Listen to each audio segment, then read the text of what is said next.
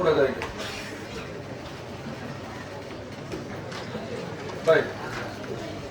இந்த படத்திற்கு இந்த பார்ட் 2 கேள்வியில இந்த கேஸ் ஸ்டடி கேள்வி கட்டாயம் நீங்க செய்யணும். நீங்க கேள்வியே மாறி மாறி எழுதலாம், அது பிரச்சனை இல்லை. ஆர்டர்ல செய்யணும் இல்லை, சரியா? ஆனா எப்பயும் கட்டாயம் ஏழாங்கல்லியை செய்யுங்க. ஏழாங்கல்லி செய்யக்கூடிய மாதிரி தான் வரும். அது எல்லா வருஷம் ஒரே மாதிரி வர கேள்வி ஏழாங்கல்லியை கட்டாயம் செய்யுங்க, சரியா? ஏழாம் கணக்கு எடுங்க. 14ஆம் பேஜ்ல 14வது பேஜ்ல வினாயிரக்கம் 7 எடுங்க. நான் உங்களுக்கு விடையெல்லாம் அனுப்புவேன், நீங்க பிரச்சனை இல்லை. முதல் நான் தார கேள்வியை நோட் பண்ணிங்கன்னா விடையெல்லாம் உங்களுக்கு அனுப்புவேன், நீங்க எழுத வேணாம்.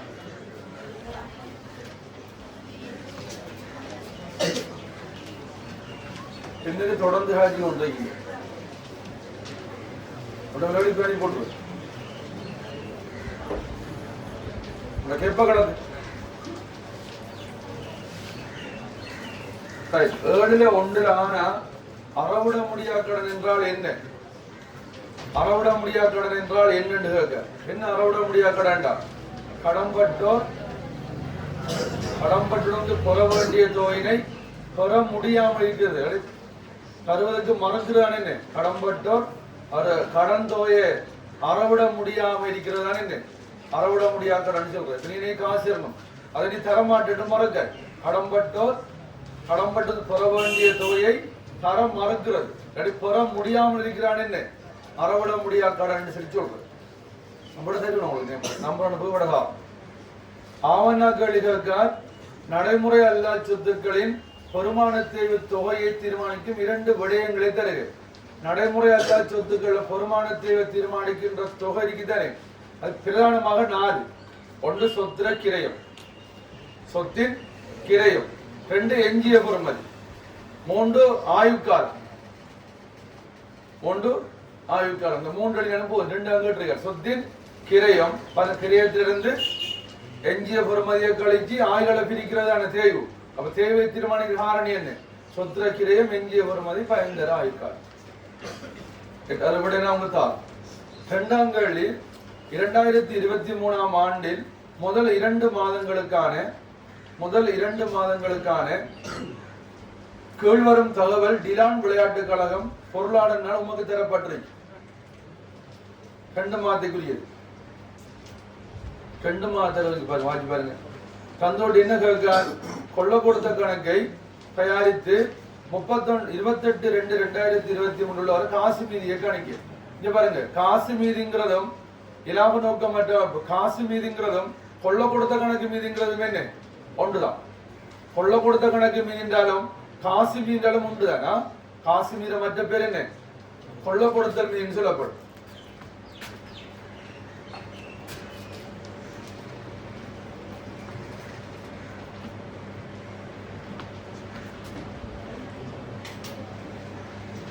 கொள்ளல் கொடுத்தல் கணக்கு. கொள்ளல் கொடுத்தல் கணக்கு எழுதவானான்னு சொல்றல. விட உங்களுக்கு அனுப்பணப்பா, விட தாரம் விட உங்களுக்கு அனுப்பணும். அந்த விட முழுது எல்லா விட இது செய்யாத விடையினா உங்களுக்கு அனுப்ப. நீங்க வீட்டை செவனது கிளாஸ் முடிச்சா மிச்ச விடையினா உங்களுக்கு அனுப்புவேன், சரியா? அனுப்பி சில சிறியங்களே உங்களுக்கு வாய்ஸ் கார்ட்ல போகும். அதான் உங்களுக்கு நம்பர் அடி எடுக்கு. அதான் நீங்க ஒன்றும் வழுத தேவையில்லை. முழுது விடையும் உங்களுக்கு வந்து செய்யணுமே எக்க வேண்டி, சரியா? பிசினஸ் விடையும் உங்களுக்கு நாங்கள் அனுப்புவோம், நீங்க பார்க்கலாம். உங்களுக்கு நம்பரை தந்தா உங்களுக்கு குரூப் பண்ணுறதுன்னு அனுப்பிவிடுவேன். அப்போ நீங்க பார்த்து கொடுங்க. இப்போ நீங்கள் வந்து அவதிப்பட வேணாம் சொல்ல வச்சிருக்கோம். வகுப்பு கவனிங்க, செஞ்சு அனுப்புங்க. எடுத்து நேரம் போகும் உங்களுக்கு. வகுப்பையும் கவனிக்க மாட்டேங்குது, சொல்ற ஐடியாவை கேட்க மாட்டேங்குது. ரைட். கொள்ள கொடுத்த கணக்கு இன்னொரு பேருக்கு என்ன எனக்கு தெரியுமா? இலாப நோக்கமற்ற அமைப்பட காசு கணக்கு தானே என்ன? கொள்ள கொடுத்த கணக்கு. இலாப நோக்கமற்ற அமைப்பட காசு கணக்கு தான் கொள்ள கொடுத்த கணக்கு. காசு கணக்கு தானே. அடுத்து இன்னொன்றைக்கு வருமான கூத்து. அதுல வருமானம் செலவு வரும். வருமான கூட்டு என்ன வரும்? வருமானம் செலவு வரும். ரைட். கொள்ள கொடுத்த கணக்குல ஆரம்ப மீதியை கொண்டே பதிவோம். மீதி கீழ் கொண்டு வந்த 2 வரும். எவ்வளவு இருக்கு மீதி? 2400 ரூபாய். 2 மாதத்தை 2 மாதத்தை கூட்டி கூட்டி போய் எவ்வளவுதான், சரியா? ஒவ்வொன்றா பதியப்படாம். 2 மஞ்சு பாருங்க. அங்கத்தை வச்சு அந்த பெற்றிக்கும் திரும்ப பெற்றிக்கும் எத்தனை நேரம் பெற்றிக்கொண்டு வருங்க? எத்தனை பெற்றிக்கும் அங்கத்து வச்சந்த உங்களை முழு ஃபுல்லா பாரு. இங்கத்து வச்சந்த அங்கத்து வச்சந்த அங்கத்து வச்சந்த எத்தனை எடுத்திருக்கிறா? சொல்லுங்க. 4 கூட்டி தம்பதி ஒவ்வொன்றா பதியப்பட தமிழ் விளக்கிட்டா 4 கூட்டி தம்பதி திரும்ப அங்கத்து வச்சந்தாண்டு 2700 ரூபாய் இருக்கு. அப்படியே வந்து அங்கத்து வச்சந்தாண்டு 1300 ரூபாய் இருக்கு. அப்படியே வந்து அங்கத்து வச்ச 2500 ரூபாய் இருக்கு. அடுத்து அங்கத்து வச்ச 2000 ரூபாய். அவளை கூட்டினா 0 0 10 15 5 8 8500 ரூபா. சந்தா பெத்தம்டா கொள்ள கொடுத்த கணக்குல வரவும் 8500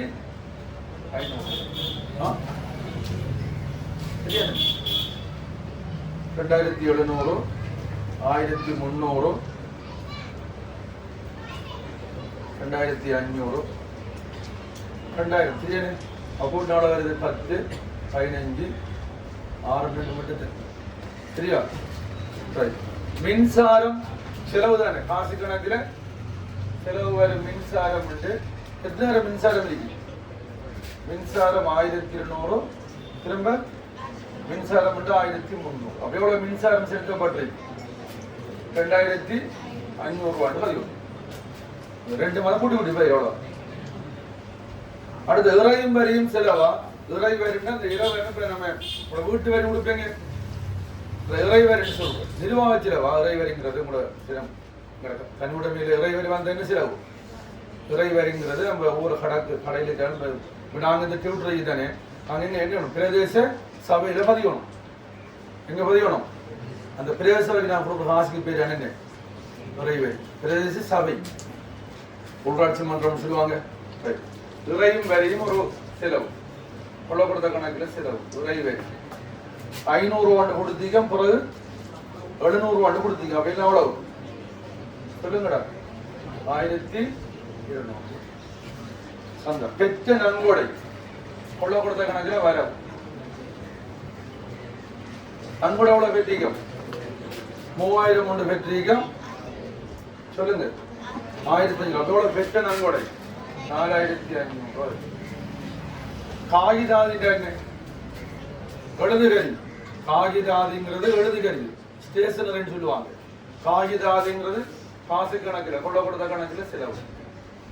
வருமானம் உள்ள வரவு செலவு உள்ள செலவு 1700. இன்னொரு காகிதம் இல்லையே காகிதாதி 1700.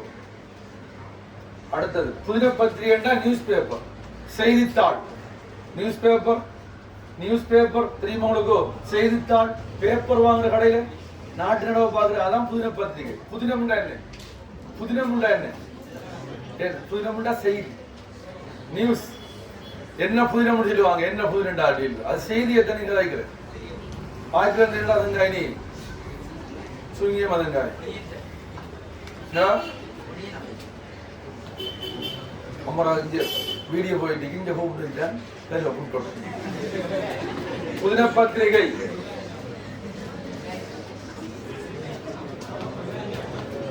$1500. மின்சாரம் முடிஞ்சு. மின்சாரம் முடிஞ்சு. இறைவரி முடிஞ்சு. சந்தா முடிஞ்சு. அங்க பெண்ண எல்லாம் முடிஞ்சு. அப்ப இப்படி வந்தா நீங்க என்ன செய்யணும்? மொத்தமா தான் ஒவ்வொன்றா பயன்படுத்தலாம். சரியா? இது கொள்ள கொடுத்த கணக்கு காசு கணக்கு. காசு பெற்றோம்டா வரவு, காசு கொடுத்தோம்டா முடிச்ச காசு மீதி. காசு மீதிங்கிறதும் கொள்ள கொடுத்த கணக்கு மீதி கொண்டுதான் பொறுவனவு கொடுப்பனவு கணக்குன்னு சொல்லுவாங்க. கொள்ள கொடுத்த கணக்கு எப்படி சொல்ற? அடுத்த பேரு பொறுவனவு கொடுப்பனவு கணக்குன்னு சொல்லுவாங்க.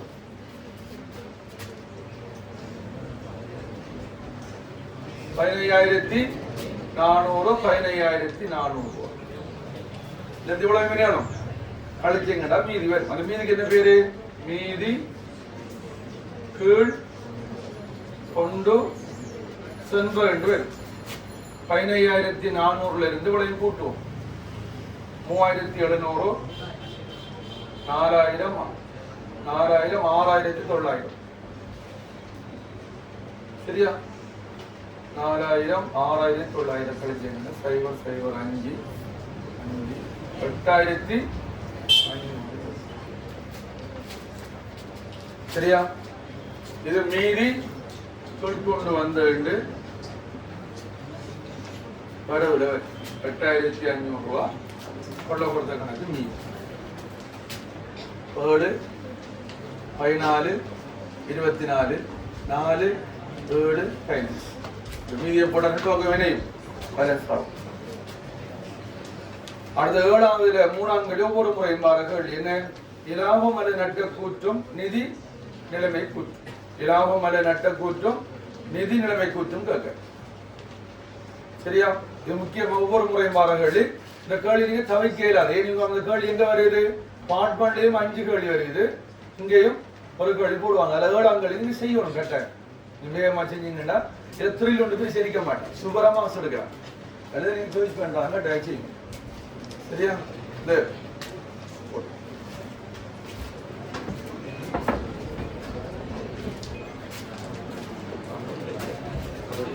போட்டுடுங்க.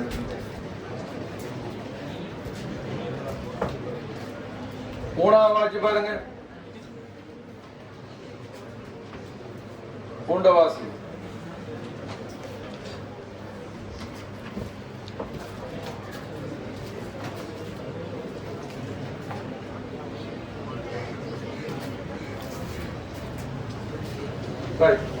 அடுத்த 7ல 3ஆம் கேள்வி.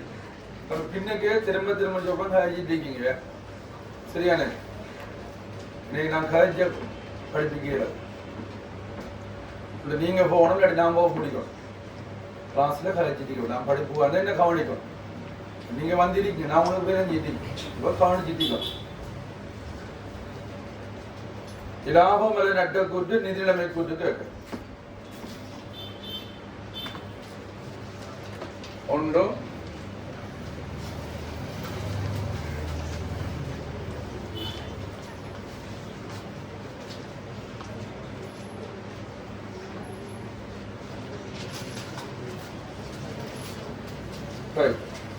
இதுல தலையங்கம் போடப்போ 3 விடயம் வருவணும். என்னது?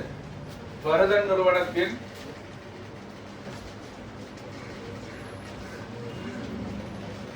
முப்பத்தொன்று 12/2023 முடிவடைந்த வருடத்துக்கான இலாபம் அல்லது நட்ட கூட்டு. அதுக்கு ஒரு மார்க்ஸ், தலையங்கம் போறதுக்கு ஒரு மார்க்ஸ் கொடுப்பாங்க, 1/2 மார்க்ஸ் கொடுப்பாங்க. முடிவடைந்த வருடத்துக்கான இலாபம் அல்லது நட்ட கூட்டு வருமா? இலாபம் அல்லது நட்ட கூட்டு.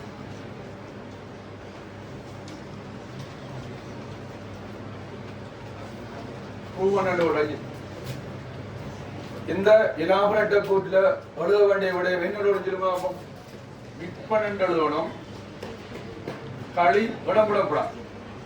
விற்பனை கிரயம் எழுதணும். விற்பனை கிரயத்துல ஆரம்பிப்பு எழுதணும். கொள்வனவு எழுதணும். கொள்வனவுக்குள்ள 2 அல்லது 3 வரி விட வேணும். கூட விட வேணாம், 2 அல்லது 3 வரைக்கும் விட விடாதாங்க.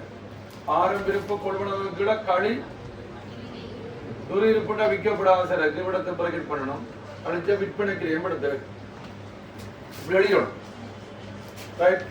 விற்பனையில விற்பனை கிரியத்தை கழிச்சு இந்த விடத்தை மொத்த லாபம் வரும். நீங்க இடம் விடப்படாது. துரியிருப்புக்கு அடுத்த வருடையே மொத்த லாபம் வரும். இடம் விட்டீங்கன்னா ஸ்பேஸ் ஆகி குழப்பம். மொத்த லாபம் வரும்.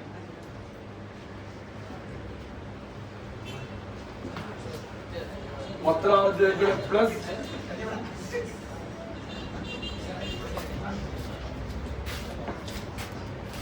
அந்த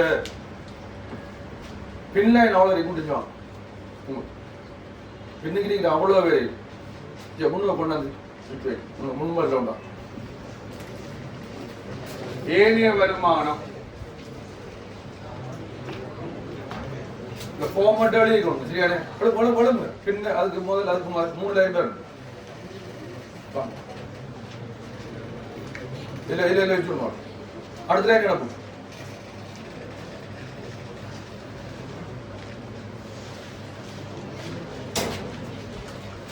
சரிங்களா?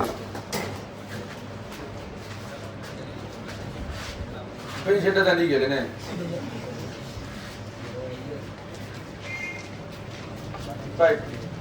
விற்பனை கிரியை எப்படி கணிக்கிறேன்? ஆரம்பிப்பட கொள்வனவை கூட்டி ஒரு இருப்பிட விற்கப்படாத கழிச்ச விற்பனை கிரியை பெறும். விற்பனையில விற்பனை கிரியத்தை கழிச்சா மொத்த லாபம் வரும். ஏனைய வருமானம். ஏனைய வருமானத்துக்கு 2 வரி விட்டா நிறைய வருமானம்.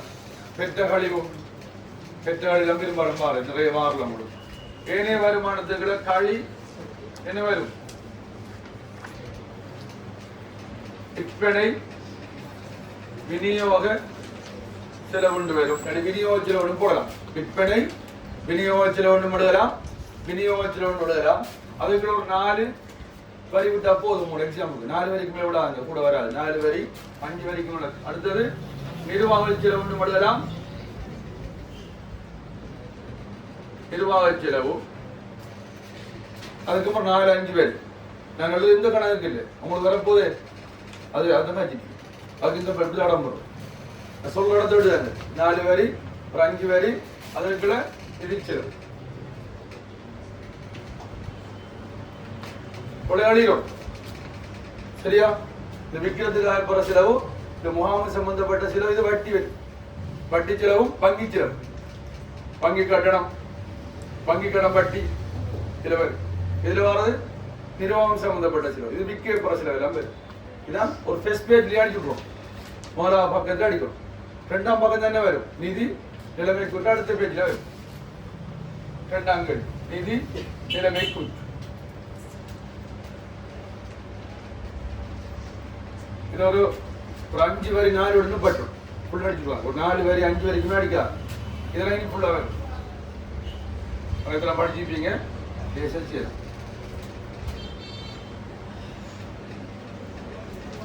என்ன வரும்? பரதன் நிறுவனத்தின் 31/12/2023 உள்ளவாறான, அது முடிவடைந்த வருடத்துக்கான, இது பேரு உள்ளவாறான. உள்ளவாறான இருந்தபடியான எல்லாம் உண்டுதான். உள்ளவாறான அந்த டேட்டுக்குரியது, அது வருஷத்துக்குரியது. உள்ளவாறான நிதி நிலைமை கூற்று. நிதி நிலைமை கூற்று ரூவண்ணா போட்டீங்கன்னா நேரே ரூவண்ணா போட்டா திரும்ப போட தேவை. சரி, அதுல என்ன வர போதும்? நடைமுறை அல்லா சொத்துண்டே நீங்க எழுதலாம். சொத்து எழுதாட்டியும் பரவாயில்லை. நடைமுறை அல்லா சொத்துண்ட അവിടെ நீங்க எழுதலாம், ஒரு பிரச்சனையும் இல்லை. நடைமுறை அல்லா சொத்துக்கு வருமையில கிரையும் வரும், திரண்ட தேவை வரும், தேறிய பொறுமதி வரும். தேறிய பொறுமதிக்கு இன்னொரு பேரு கொண்டு செலுத்தோன்னு சொல்லுவாங்க. கொண்டு செலுத்தோன்னு சொல்லுவாங்க. தேறிய பொறுமதிக்கு என்ன பேருக்கு இன்னொன்று கொண்டு செலுத்தோன்னு சொல்லுவாங்க. கிரயம் திரண்டதையே கொண்டு செல்மிது. இடத்துல ஒரு 4 வரி விட்டா காணும். சரியா? அதுக்கு என்ன வரும்? நடைமுறை சொத்து வரும். நடைமுறை சொத்துல சுவர இருப்பு வரும், இறுதி இருப்பு வரும், கடம்பட்டோர் வரும். இருப்பும் கடம்பட்டோரையும் எழுதி விடுங்க. மற்ற நாள் ஒப்படா இருப்பும் கடம்பட்டோர். இது கீழே ஒரு 4 5 வரி விடுங்க, கூட விட வேணாம். ஒரு 4 5 வரி பேலன்ஸ் எல்லாம் ஆக்கணுமே. விட்டதுக்கு என்ன எழுதுங்க? உரிமையாண்மையும் பொறுப்பு. எத்தனை வரி விடுவீங்க? 5 வரி. சரி, எந்த கணக்கு இல்லை, உங்களுக்கு வரப்பு கணக்கா? உரிமையாண்மையும் பொறுப்பு. உரிமையாண்மையும் பொறுப்பில் எழுதுங்க. உரிமையாண்மை உரிமையாண்மையில் எழுதுங்க. மூலதனம் மூலதனம் எழுதுங்க. மற்ற வந்தாலும் லாபம் நட்டம் தெரியாது. மூலதனத்துக்கு கூட 2 வரியை விடுங்க. எத்தனை வரி? 2 வரிக்கு மேல விட்டுறாங்க. என்ன சொல்றதோடு கேட்டுக்கங்க. அதுக்கு கூட நடைமுறை அல்லா பொறுப்பு. நடைமுறை அல்லா பொறுப்புல வங்கி கடன் மட்டும்தான் வரும், ஒரு எதுவும் வராது. வங்கி கடன் மட்டும், நீண்ட கால கடன் ஒரு எதுவும் வராது. சரி, அது வீட்டு கடமை அப்படிலாம் வர மாட்டேன். வங்கி கடன் மட்டும் வரும். 2 வரி விடுங்க. ஒரு வரி விட்டாலும் போதும். 2 வரிக்குள்ள என்ன வரும்? நடைமுறை பொறுப்பு எழுதுங்க. நடைமுறை பொறுப்பு என்ன வரும்? வியாபார கடன் கொடுத்தோர். வியாபார கடன் பற்ற இன்னொரு பேருக்கு வியாபார வருமதின்னு சொல்லுவாங்க. கடன் பற்ற மற்ற பேரு வியாபார வருமதி, பேயபிள் ரிசீவபிள் சொல்றேன் இங்கிலீஷ்ல. கடன் கொடுத்தோண்டு கடன் கொடுத்ததுக்கு இன்னொரு பேருக்கு வியாபார கொடுக்குமைன்னு சொல்லுவாங்க. 2 3 தான். நான் தாரம் மாதிரி எழுதுங்க. அவர் என்ன தாராரோ அதை நீங்க எழுதுனா பிரச்சனை இல்லை. இவ்வளவு நீங்க எழுதிடும். இது எவ்வளவு வேகமா செய்யறீங்களோ அவ்வளவு வேகமா நீங்க செய்யலாம், செய்யலாம். இது பார்ட் 1ல வந்தா ஷார்ட் கட் எழுதியான். ஷார்ட் கட் இது பார்ட் 3 வச்சுக்கணும். இவ்வளவு எழுதிடணும். இந்த இடம்புறதை யோசிக்காதாங்க. 2 வரிக்கு மேல விடாதாங்க. 4 வரிக்கு 5 வரி அதுக்குள்ள விடலாம். இதுல ஒரு 4 வரி, இதுக்கு ஒரு 5 வரி, 2 வரி, 2 வரி. இதுக்கு மேல முடியாது. இதுதான் ஃபார்மட். இனி கணக்கு டக்குனா முடியும். இதை குயிக்க முடிச்சுறாங்க. ஒரு பெண்ணை தான் பாவீங்க, பெண்ணை மாற்றி மாற்றி எழுதுறாங்க, டைம் போகும். ஒரு பெண்ணால எல்லா வேலையும் செய்யும். இந்த பேலன்ஸ் போட்டுக்கிறாங்கன்னே எப்படி அப்படி தூக்கி நிற்காங்க. மர நேரம் பேசி அக்கௌண்ட்ஸ் பாடம் ஆக ஈஸி. அக்கௌண்டிங் பாடம்ங்கிறது லேசாக செய்யலாம். என்ன பிரச்சனை? அக்கௌண்டிங்கிறது நீங்கள் என்ன படித்தாலும் அக்கௌண்டிங் தேவைப்படும். நீங்கள் என்ன ஸ்ட்ரீம் படித்தாலும் அக்கௌண்டிங் விஷயம் உள்ளவர்கள் நீங்கள் ஒருபடுத்தாம முடியும். அக்கௌண்டிங்கிற இது முக்கியம். இதை நாங்கள் ஈஸியாக நீங்கள் பார்த்த கூட அங்கே மூணுக்கு நம்ம 7.7 விட எவ்வளோ பெரிய பாடம் அது, எவ்வளோ பெரிய பாடம். அந்த பாடத்திலேயே 100-150 ஒரு முறையுமே எடுக்காங்க. இந்த 1-2 இல்லை முடா. நீங்கள் இஸ்லாம் பாடத்திலே அப்படியே எடுக்க மாட்டேங்க. முறை இஸ்லாம் பாடத்திலேயே எடுக்க மாட்டேங்க, அவ்வளோ ஏற மாட்டேன் சுவர். நம்மளோட பாடத்திலே அதிலேயே டபுள் எடுத்து வச்சிருக்கீங்க. இப்போ இது ஈஸியா சொல்றது அந்த பேசிரி அவலங்கணும் எப்படி இந்த கணக்கு கொண்டு போறாங்க விளங்கினாச்சு. இப்போ நீங்க இங்க 2 பாடம் சேர்த்து படிக்கும். இப்போ A-level காமர்ஸ் டீம் ஒரு ஆள் செலக்ட் பண்ணீங்கன்னா இது எத்தனை பாடம் மாறுது? வணிகக்கல்வி ஒரு பாடம், கணக்கு ஒரு பாடம், அக்கௌண்டிங் பிசினஸ் ஒரு பாடமும் 2 பாடம் அது மாறும், பிரியும், 2ஆ பிரியும். 2 ஸ்ட்ரீம் எடுப்பீங்க, 2 ஒரு மாசம் பேப்பர். அப்ப என்னடா லேசா செய்யலாம். ஆனா என்ன முக்கியம்டா இந்த செய்யற மெதட்ட கேட்கணும். போமட் அடிக்கிற, எழுத சொல்ற, சார் சொல்லித்தார, அதெல்லாம் ஒரு வேதான். நீங்க யோசிக்கக்கூடாது. நாங்க சில வேலை சொல்லி தருவோம். இப்படி செய்யாம நீங்க விரும்புற மாதிரி செய்ய தூங்கினா கணக்கு இல்லை, குழப்பி அடிக்கும். அதான் பிரச்சனை. குழச்சு போட்டுலாம் இது அடிக்கணும். நீங்க சின்ன ஒரு போட்டத்தை கணக்கு செய்யல. ரைட், முதல் செய்ய வேண்டிய வேலை இல்லைன்னா இந்த மேலயத்தோட முடிக்கணும். என்னத்தை முடிக்கணும்? மேலயத்தோட என்ன அர்த்தம்? பரிச்சமி என்ன அர்த்தம்? இரட்டை பதிவு செய்யப்பட்டவைகள் தான் பரீட்சை மீது. என்ன? இரட்டை பதிவு செய்யப்பட்டவைகள் தான் பரீட்சை மீது. பரீட்சை மீது ஒவ்வொன்றுக்கு எத்தனை பதிவு வரும்? ஒரு பதிவு தான் வரும். பரீட்சை மீது ஒவ்வொன்றுக்கும் ஒரு இடத்தான் பதிவு. பரீட்சை மீதுக்கு வெளியேறிக்குதானே அதை இரட்டை பதிவு செய்ய வேண்டிய வேண்டும்.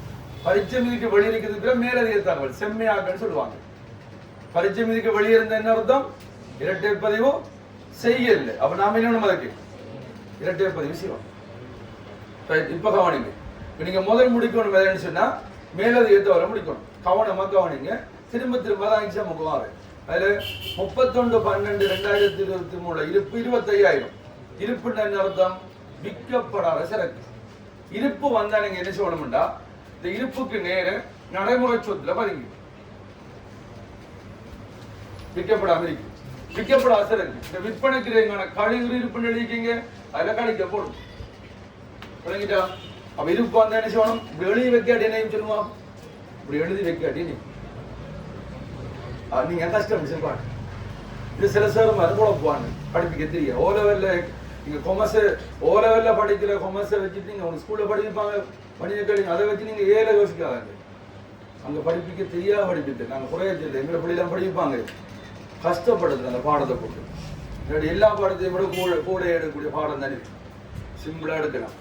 அப்ப ஒரு இருப்பு அந்த என்ன செய்யணும்? நடைமுறை சொத்துல பதிவிக்கப்படாம இருக்கு. விற்பனைக்கிறேங்கான கல்வி ஏன் விற்கப்படாத சரக்கு கிடைச்சாதான் விற்க சிறப்பு. அது போக வரும். இதுக்கு என்ன ரெட்டை பதிவு? பார்ட் பண்ண கேட்பான். தொழிலிருப்புக்கு என்ன ரெட்டை பதிவு? பார்ட் பண்ண கேட்பான். தொழிலிருப்பு கணக்கு வரவு, வியாபார கணக்கு சிறப்பு. எனக்கு தொழிலிருப்பு கணக்கு வரவோ விற்பனைக்கிறேங்கான கழிக்காய் அதை வியாபார கணக்கு சிறப்புன்னு சொல்லணும். தொழிலிருப்பு கணக்கு வரவோ வியாபார கணக்கு சிறப்புன்னு. ரெண்டு, கட்டடங்களுக்கும் உபகரணங்களுக்கும் நேர்கோட்டு முறையில் ஆண்டுக்கு 10% வருமானத்தை செய்ய வேண்டும். நீங்க ஒன்று விளைய கொள்ளுங்க. தேவைக்கு தானே தேர்வு செய்ய சொல்லி வந்தா இதெல்லாம் டக்குன்னு இதான் விஷயம். இதுல மாற்றம் இல்லை. நீங்க சொல்றத கேட்டுச்சு. தேர்வு செய்ய சொல்லி வந்தா தேர்வு செய்ய சொல்ல சொத்து என்னன்னு சொல்லுங்க. கட்டடம் உபகரணம் இந்த ரெண்டு பரிச்சயம் இல்லை பாருங்க. கட்டடம் வரைக்கும் கட்டடம் நடைமுறை அல்லா சொத்துல பதிவு உடனே தேர்வு செய்யப்படும். தேர்வு செய்ய சொல்லி வந்தா தேர்வு செய்ய சொல்ற சொத்தை கொண்டு நடைமுறை அல்லா சொத்துல பதிவு. அதுக்கு புறம் நீங்க தேர்வு செய்வோம். என்ன சொத்து தெரியுமா? கட்டடம் 4 லட்சம், உபகரணம் 1,50,000. எதில் எழுதுவாய்? தேவை பத்தி கதைப்ப சுவரத்தை ஒரு இதுபடியே வரும். தேவை செய்கிற சொத்தை கொண்டு நடைமுறை அல்லா சொத்துல கிரயத்தை பார்த்துடு, வரவிலையத்தை பார்த்துடு. First right. செகண்ட் தேவை வச்சு, செகண்ட் என்ன செய், இனி தேவை செய். தேவை செஞ்சா சரியான மோட்டார் தேவைண்டு வந்தா மட்டும் விநியோகிச்சிடும். மோட்டர் வாகனம் பாவிக்கப்படுற விநியோகிக்கும். மற்ற எல்லா தேவையுமே நிர்வாகம் பொறி வரலாம், உங்களுக்கு தளபாடம் வரலாம், என்ன தேவை வந்தாலும் தேவையெல்லாம் என்ன செலவு, நிர்வாக செலவு இல்லை, நிலைய நிர்வாக செலவுன்னு சொல்லலாம். நிர்வாக செலவு அந்த தேவை நீங்க எவ்வளவு திரண்ட தேவையில கழிக்கும் போது பரிச்சை நிலைய தேய்மானம் ஏற்படுத்திக்குமே அதையும் கூட்டி கழிக்கும்.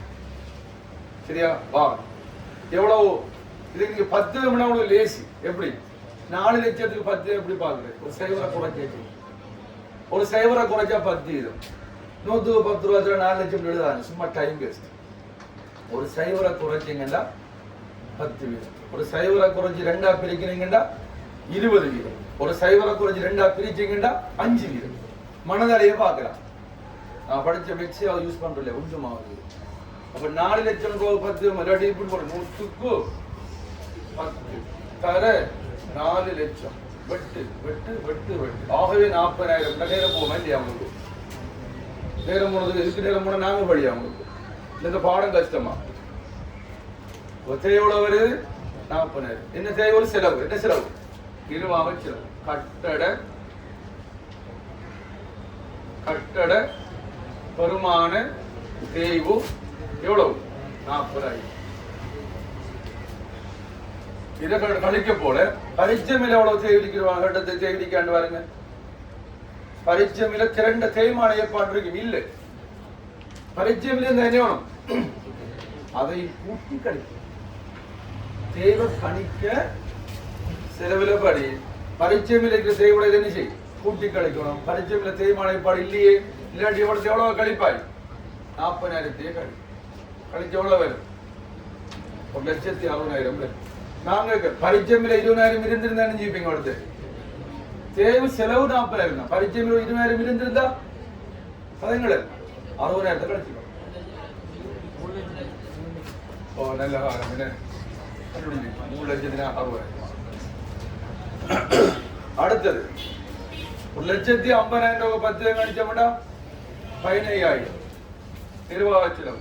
உபகரண வருமான தேவை 15,000.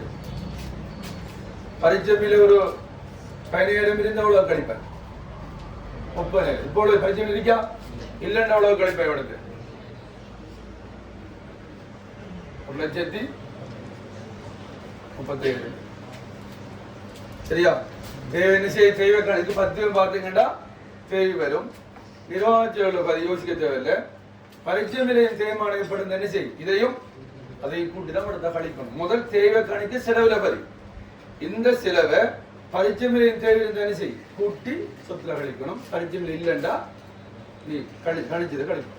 தேவைக்கு என்ன ரெட்டை பதிவு? தேவைக்கு என்ன ரெட்டை பதிவு?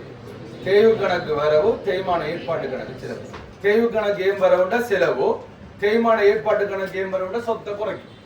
சொத்து வரவு மீதிரா சொத்துல கழிக்குங்கல்ல, அப்ப செலவு. தேய்வு கணக்கு வரவு, தேய்மான ஏற்பாட்டு கணக்கு செலவுங்கிறவங்க என்ன தேவைப்படும்? பாட்பாட்டுக்கு தேவைப்படும். அறவிட முடியாத கடன் 5,000 பதிவளிக்க வேண்டும். என்ன அறவிட முடியாத கடன்டா? கடன்பட்டோர் கடனை திருப்பி செலுத்துவதற்கு நேரு மறுக்கிறது. அப்ப என்ன பதிவு? அறவிட முடியாத கடனுக்கு. அறவிட முடியாத கடன் விநியோக செலவு, விற்பனை விநியோக செலவு. ஆனா மூணா கடன் எழுதலாம். அறவிட முடியாத கடன் 5,000 கடன்பட்டோர்ல கழிக்கணும். என்ன செய்யணும்? கடன்பட்டோர் இல்லைங்க, கடன்பட்டோர்ல கழிக்கணும். எவ்வளவு கடன்பட்டோர் இருக்கு? 55,000. எவ்வளவு இருக்கு? 55,000 5,000 கழிச்சா 50,000.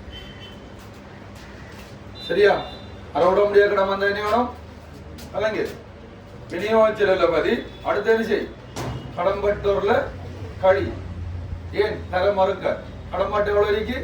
55,000. 5,000 இல்லைன்னா எவ்வளவு மிச்சம்? சொல்லுங்க. அறவிட முடியாத கடனுக்கு என்ன ரெட்டை பதிவு? அறவிட முடியாத கடன் கணக்கு வரவு, கடன்பட்டம் கணக்கு செலவு. கடன்பட்டம் கணக்கு ஏன் செலவுனா கடன்பட்டம் சொத்து வரவு மீதி வரவு இருந்து கழிக்கணும் என்ன வேணும்? செலவுல பதிவு. இது எங்க தேவைப்படும்? பாட்பாண்டுக்கு தேவைப்படும். சரியா? அடுத்தது செலுத்த வேண்டிய இறையும் வரியும். இங்க பாருங்க, செலுத்த வேண்டி வந்தா அது இறை வரி அளிக்கலாம், மின்சாரம் அளிக்கலாம், காப்புறுதி அளிக்கலாம், என்னவா இருந்தாலும் செலுத்த வேண்டி வந்தா செலுத்த வேண்டியது செம்மதி அட்டொண்டு மூணுமே என்ன ஒன்று. செலுத்த வேண்டி வந்த என்ன செய்யுங்க, நடைமுறை பொறுப்புல பதிங்க செம்மதி, செலுத்த வேண்டிய இறைவரி, செலுத்த வேண்டிய இறைவரி 500 ரூபாய். நடைமுறை பொறுப்புல 5 ஓட்டு. அடுத்து என்ன, இறைவரி நிர்வாகம். பரீட்சை மீது எவ்வளவு இறைவரி கிடக்குன்னு சினிமா ஆகும். பரீட்சை மீது இறைவரி எவ்வளவு கிடக்கு, 2500 ரூபாயோட இந்த செலுத்த வேண்டிய தினம் கூட்டணும். கூட்டம் எவ்வளவு வரும், 3000 பேர். ஏன் கூட்டணும், இறைவரி ஒரு செலவை கூட்டும், கொடுக்கணும், நடைமுறை பொறுப்பு. இதுக்கு என்ன இரட்டை பதிவு, இறைவரி ஒரு செலவு, இறைவரி கணக்கு வரவோ, செலுத்த வேண்டிய இறைவரி கணக்கு செலவு. செலுத்த வேண்டிய மின்சாரம் வந்தா மின்சார கணக்கு வரவோ செலவு, செலுத்த வேண்டிய மின்சார கணக்கு செலவு. ஆகவே செலுத்த வேண்டிய செலவு வந்தானே இங்க ஒன்று நடைமுறை பொறுப்பு, ரெண்டாவது செலவுடனே இங்க பரிச்சையிலிருந்து கூட்டி நிர்வாக செலவா பறிக்கும். இப்ப செலுத்த வேண்டிய மின்சாரம் வந்தா நினைச்சிருப்பீங்க, நடைமுறை பொறுப்பு, பரிச்சயம் இருக்கிற மின்சாரத்தை கூட்டி நிர்வாக செலவு. செலுத்த வேண்டிய தொலைபேசி வந்தா நடைமுறை பொறுப்பு, பரிச்சயம் இருக்கிற தொலைபேசியில கூட்டி நிர்வாக செலவு. விளங்கிட்டா, 4 நம்பர். இதோட என்ன முடியுது, மேலே எடுத்தவரை முடிஞ்சு. இப்ப நீங்க என்ன வேணும், பரிச்சயம் இருக்கிற ஒன்றுக்கு எத்தனை பதிவு வரும், ஒரே ஒரு பதிவு தான் பேர். ஏன், இரட்டை பதிவு செய்யப்பட்ட மீதிதான் பரிச்சை மீதி என்றால் என்ன, பேரட்டில் உள்ள வரவு செலவு மீதியை கொண்டு தயாரிக்கப்படுகின்ற கூத்து. பேரட்டு மீதிகளின் தொகுப்பு தான் பரிச்சை மீதி. பரிச்சை மீதி என்றால் என்ன, பேரட்டில் உள்ள வரவு மீதிகளையும் செலவு மீதிகளையும் உள்ளடக்கியதாக தயாரிக்கப்படுகின்ற ஒரு கூற்று பரீட்சை மீதி. காட்டுவான் பரீட்சை மீதி என்றால் என்னன்னு கணக்கில் அகற்றுவோம். பேரட்டுள்ள வரவு மீதிகளையும் செலவு மீதிகளையும் கொண்டு தயாரிக்கப்படுகின்ற ஒரு கூற்று அல்லது ஒரு பட்டியல் பரீட்சை மீதி. Trial balance. சொல்லுங்க, மூலதனம் எங்க வரும், தலையணத்தை சொல்லுங்க. மூலதனம் எங்க வருண்டா, உரிமையாண்மையில வரும் 5 லட்சம். கொள்வனவோ ஆரம்பிப்பு கீழே வரும், விற்பனை கிரியங்கான கொள்வனவு 1,75,000. இந்த 7 இடங்களை மாற்றப்படும், இதே இடத்துல வரும். விற்பனை 2,80,000, 3 ஆண்டுகளாம் வரும். 7 இடம் மாறப்படா, நீங்க 7 இடம். ஆரம்ப இருப்பு விற்கிறதுக்காக வரும் 5,000. கடன்பட்டு நடைமுறை சொத்துல கடன் கொடுத்தோர் நடைமுறை பொறுப்புல பெஸ்டா வரும் 27,000 கடன் கொடுத்தோர். நடைமுறை பொறுப்புல எழுதி வச்சுக்க சூற வரும் 27,000 கடன் கொடுத்தோர். 10% வங்கி கடன். சொல்லுங்க, வங்கி கடன் எங்க வரும்,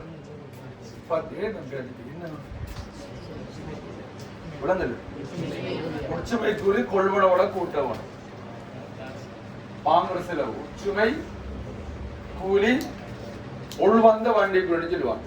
ஒற்றுமை கூலி உள்வந்த வண்டி கூலி.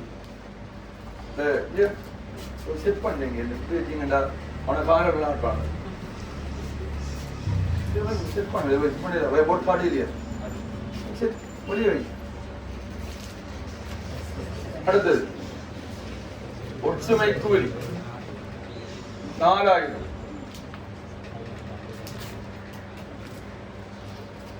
அவனாட்டது இங்க காரடிதான்.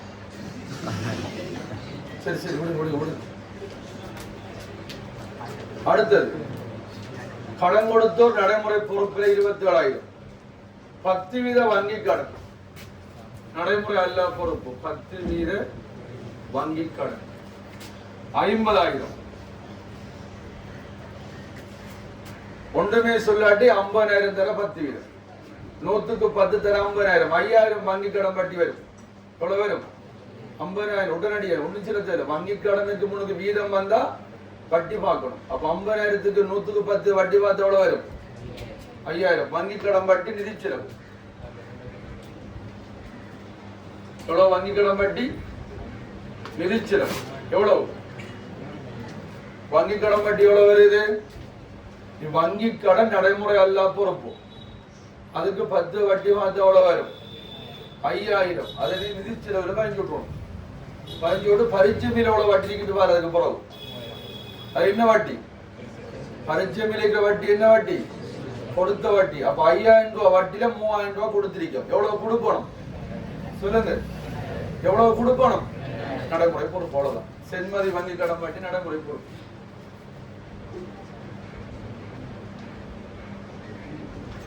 எவ்வளவு வரும்? 2000.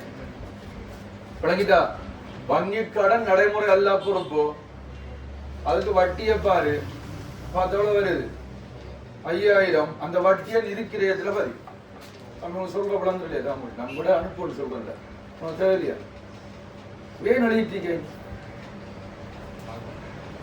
என்னத்தை மார்க் பண்ற? வீட்டை செய்யணுமா? நீங்க மார்க் பண்ணினா வீட்டை நீ இந்த கணக்கை செஞ்சு வாங்கணும். நான் சேர்த்து நீயே மார்க் பண்ற. வங்கி கடன் வட்டியை கணிச்சோம்னு சொன்னா சொல்றதுக்கு கிடையாது. நீங்க மார்க் பண்ணினா இதே மார்க் பண்றீங்க. நீங்க வீட்டை செய்யல மார்க் பண்ணுங்க. நீங்க இங்க மார்க் பண்ணி போனா வீட்டை செய்யல 6 மார்க் பண்றீங்க. இதை நீங்க வீட்டை செஞ்சு பார்க்கணும். என்ன அதான் பயிற்சி. அப்ப நீங்க செய்யக்கூட நீங்க பரிச்சயம் எடுக்க டிக் பண்ணி போகணும். அப்போ பதியாத பார்த்து பெரிய ஈஸியா இருக்கு. நான் ஏன்னு சொல்லல, நீங்க செய்யக்கூட செய்யுங்க. நீங்க செஞ்சு மாற்றி போனா நான் தான் சனது செஞ்சேன். நீங்க ரைட். இங்க பாருங்க, இந்த வங்கி கடன் வட்டியை பார்த்து என்ன செய்யுங்க? நிதிச்செலவுல பாருங்க. பரிச்சமில் எவ்வளவு வட்டி இருக்கு? 3000. அது என்ன வட்டி? கொடுத்த வட்டி. அப்ப 5000த்துல 3000 கொடுத்தா எவ்வளவு கொடுக்கணும்? அது நடைமுறை பொருட்காடுங்க. பரிச்சமில் இல்லாட்டி, பரிச்சமில 3000 இல்லாட்டி என்ன? 5000 நடைமுறை பொருட்கள் வரும். விளங்கிட்டு அவங்களுக்கு எவ்வளவு வட்டி வந்த? 5000 நிதிச்செலவு. பரிச்சமில வட்டி இல்லைன்னு அர்த்தம், முழுமையாக கொடுக்கல. அவ்வளவு நடைமுறை பொறுப்புல. சரியா? ரைட். இதுல இன்னொரு விஷயம் என்ன படிச்சிருக்கேன். இந்த வங்கி கடன் பெற்று ஒண்ணுமே சொல்லல. அப்ப 5000 வட்டி. இந்த வங்கி கடன் பெற்ற 1/7 என்ன? இந்த வங்கி கடன் பெற்ற இல்ல 1/4. இந்த வங்கி கடன் பெற்ற 1/4. 4 மாசம் 2023 வங்கி கடன் பெற்று வந்த இலைவாய் வருஷம் முடியுது 31/12/2023. வங்கி கடன் பெற்று எத்தனை மாதம்? 9 மாதம் தான் வட்டி வாங்கும். கவனம் கவனம். சரியா? குழந்தை சகிக்கிற வங்கி கடன் பெற்ற இது எப்படின்னு சொல்லிக்கிறா? ஒன்றுமே சொல்லாட்டி 50,000 10,000 5,000 கொடுத்தாச்சு. 3000 கொடுக்க வேண்டிய 2000. இப்ப நான் என்ன சகிக்கிறேன் போட்டு? வங்கி கடன் பெற்ற 1/4/2023. இப்ப 4 5 6 7 8 9 10 11 12 எத்தனை மாதம்? 9 மாதம். எப்படி வட்டி வாங்குற? 100க்கு எத்தனை வீதம்? 10 வீதம் தர 50,000. எவ்வளவு வரும்? 5000 வரும். 5000 என்ன வட்டி? 12 மாதத்தை வட்டி. நாம எத்தனை மாதத்துக்கு வட்டி வாங்கணும்? 9 மாதத்துக்கு. நீங்க வீட்டு நல்ல ஆளா சுருக்கி பார்த்தீங்கன்னா உடங்கும் 3 × 4 சுருக்கினீங்கன்னா 3750 ரூபாய் வட்டி வரும். எவ்வளவு வரும்? இதான் வட்டி. அவ்வளோ வரைக்கும் இப்படி வரக்கூடிய எக்ஸாமுக்கும் அதே மாதிரி 1/10 கடன் வாங்கினா 10 3 மாதம் வட்டி வாங்கும். நீங்க என்ன 100க்கு 10 தர 50,000 ஓட்டவனுக்கு என்ன வரும்? 1 வருஷம் வட்டி வரும். இப்ப எத்தனை மாதம் நம்ம கடன் வாங்கி? 9 மாதம் கடன் வாங்கினா 9 மாதத்தை வட்டி என்ன பார்க்கணும்? 12 பிரிச்சு 9 பிரிக்கிறீங்கடா 9 மாதத்தை வட்டி வரும். கடன் வாங்கி 6 மாதம்டா 12 பிரிச்சு 6 பிரிக்கணும். கடன் வாங்கி 3 மாதம்டா 12 பிரிச்சு 3 பிரிக்கணும். அந்த வட்டியை தான் நீங்க நிதிச்செலவுல பதிக்கணும். இப்படி சொல்லுங்க, நீங்க கடன் வாங்கி 9 மாதம் எவ்வளவு வட்டி வரும்? 3950 எங்க வரும்? இவ்வளவு வரும். அப்படி சொல்ற எவ்வளவு பரிச்சயம் இருக்கு?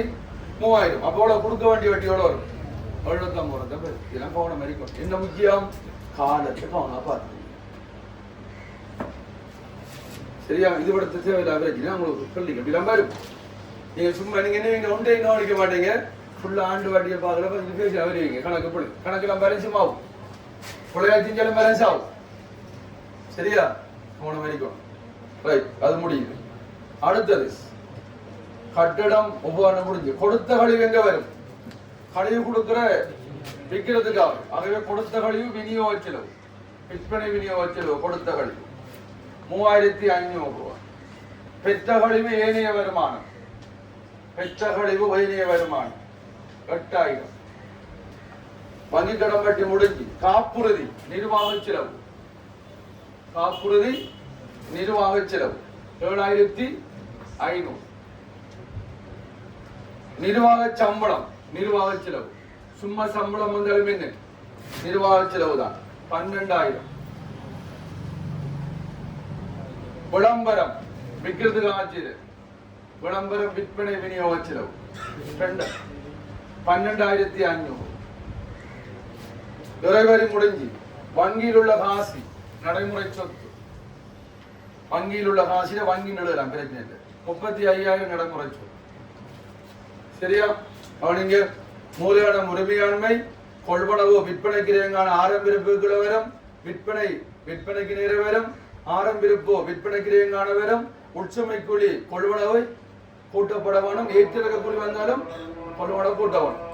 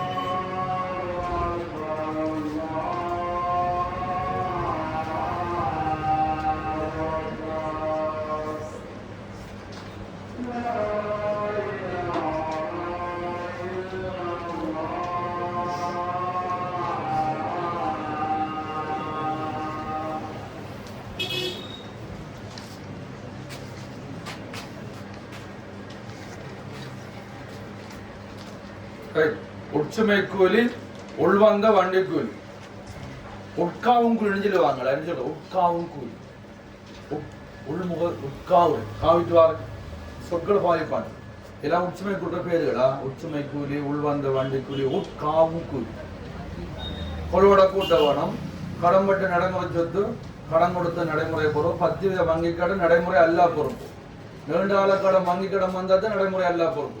ஒன்றுமே சொல்லாட்டி வட்டி பார்த்தோம் 5000 வந்து வழங்கிட்டவங்களுக்கோ பார்க்குற வட்டியை நிதிச்சிருவில பரிச்சை மீல வட்டி 3000 கொடுத்துட்டோம், கொடுக்க வேண்டிய வட்டி நடைமுறை பொறுப்புல காட்டு. பரிச்சை மீல வட்டி இல்லைன்னா 5000 நடைமுறை பொறுப்பா காட்டு. அந்த இடையில கடன் வாங்கியிருந்தா அந்த கடன் வாங்கினது வருஷம் முடிய மாட்டேதான் வட்டி வாங்கணும். அது எப்படி லேசா பார்க்குற ஆண்டு வட்டியை கண்டு 12ஆ பிரிச்சு அந்த காலத்தில் பிரிக்கணும். நெக்ஸ்ட் டைம் இன்னைக்கு ஆண்டு வட்டி பார்க்குறவங்க படிச்சுப்பீங்க, நீங்கள் அப்ளை பண்ணுற மாதிரி வரும். சரியா? ரைட்.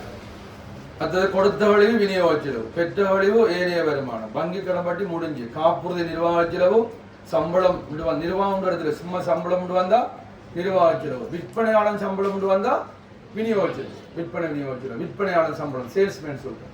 அது மாதிரி விற்பனை தரகுண்டு வந்தா விற்கிறவனுக்கு கொமிஷன் கொடுக்குற, விற்பனை தரண்டு வந்தா விநியோக செலவு, வெளிச்சென்ற வண்டிக்கூலி வந்தா வெளியே கொண்டு வர விற்கத்தானே வெளிச்சென்ற வண்டிக்கூலி, விநியோக செலவு, வெளிச்சுமை கூலின்னு சொல்லுவாங்க. உச்சுமை கூலி கொள்ளோட கூட்டணும், வெளிச்சுமை கூலி விநியோக செலவு. மறந்துடாது, விளம்பரம் விநியோக செலவு, இறைவரி முடிஞ்சு காசு நடைமுறை செலவு. இப்ப கவனிங்க, ஆரம்பிப்பட கொள்வனவை கூட்டி உச்சுமை கூலியும் கூட்டுவோம். 1,84,000,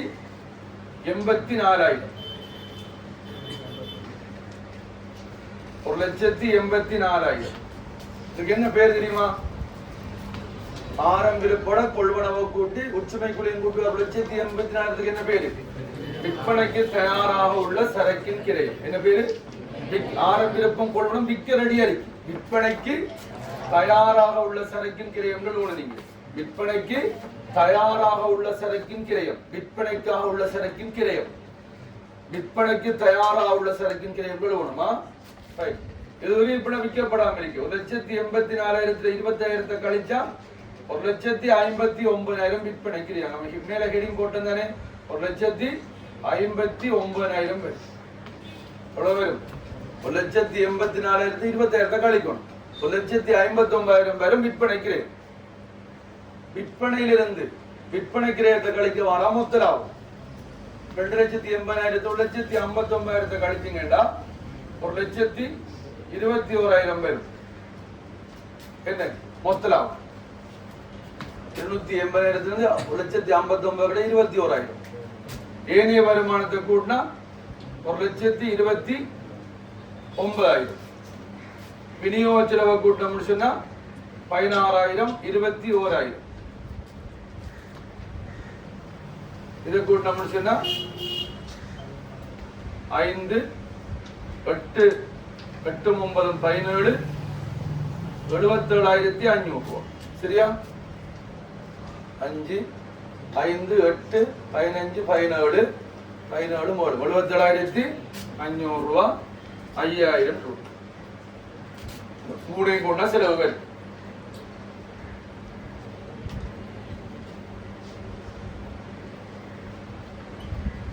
ஐந்து 8 13 10 1,03,500 பிரேக்கெட். கடைசியா பிரேக்கெட் பண்ணா போ ஓடாம பிரேக்கெட் பண்ண இங்க பிரேக்கெட் பண்ண தேவையில்லை. இப்படி செய்யலாம், கழிதானே இப்படியும் செய்யலாம், இல்லாட்டி நேரம் எல்லாத்தையும் கூட்டி கடைசியா பிரேக்கெட் பண்ணாலும் ஓகே. 1,03,500 ரூபாய். 1,29,500 இருந்து 1,03,500 ரூபாய் கழிச்சிங்கடா வாரான்னு என்ன தேவையில்லாம் 5 5 1 எவ்வளவு வரும்? 15,500 ரூபாய் வரும். 15,000 20,000 அடமாங்கலியே 20. என்னதுக்கு பேரு? தேறிய லாபம். தேறிய லாபம். பிறகு என்ன வேணும்? மூலக்கணக்கு மாற்றி தேறிய லாபத்துக்கு என்ன இரட்டை பதிவு? தேறிய லாபத்துக்கு இரட்டை பதிவு என்ன? இலாப நட்ட கணக்கு வரவு மூலன கணக்கு செலவு. மூலனம் என்ன மீறி? உரிமையான செலவு மீதி கூட்ட கூட மூலன கணக்கு செலவு வரும். லாபத்துக்கு செலவு மீதி எடுத்து கூட வரவு வரும். தேறிய லாபத்துக்கு இரட்டை பதிவோ இலாப நட்ட கணக்கு வரவு. இலாப நட்ட கூட்டுன்னு சொல்லப்படா, இலாப நட்ட கூட்ட கணக்கு நங்காய்க்கிறது. இங்க பாருங்க, எக்ஸாம்ல இலாப நட்ட கூட்டுட்டு கேட்காம இலாப நட்ட கணக்குன்னு கேட்டாலுமே இங்க கூட்டு முறைலாம் செய்யும். டி ஹோம்ல செய்ய வேணாமா? டி ஹோம்ல படிப்பிச்சிருந்தா அந்த ஃபார்ம் மட்டும் ஃபாலோ பண்ண வேணாம். என்ன முறையில் செய்யுங்க, இப்படித்தான் செய்யணும். கணக்கிட்டு கேட்டாலும் கூட்டு இலாப நட்ட கூட்டு. இதுக்கு இன்னொரு பேர் இருக்கிறது, வருமான கூட்டு. வருமான கூட்டு கேட்டாலும் இதான் ஃபார்ம்.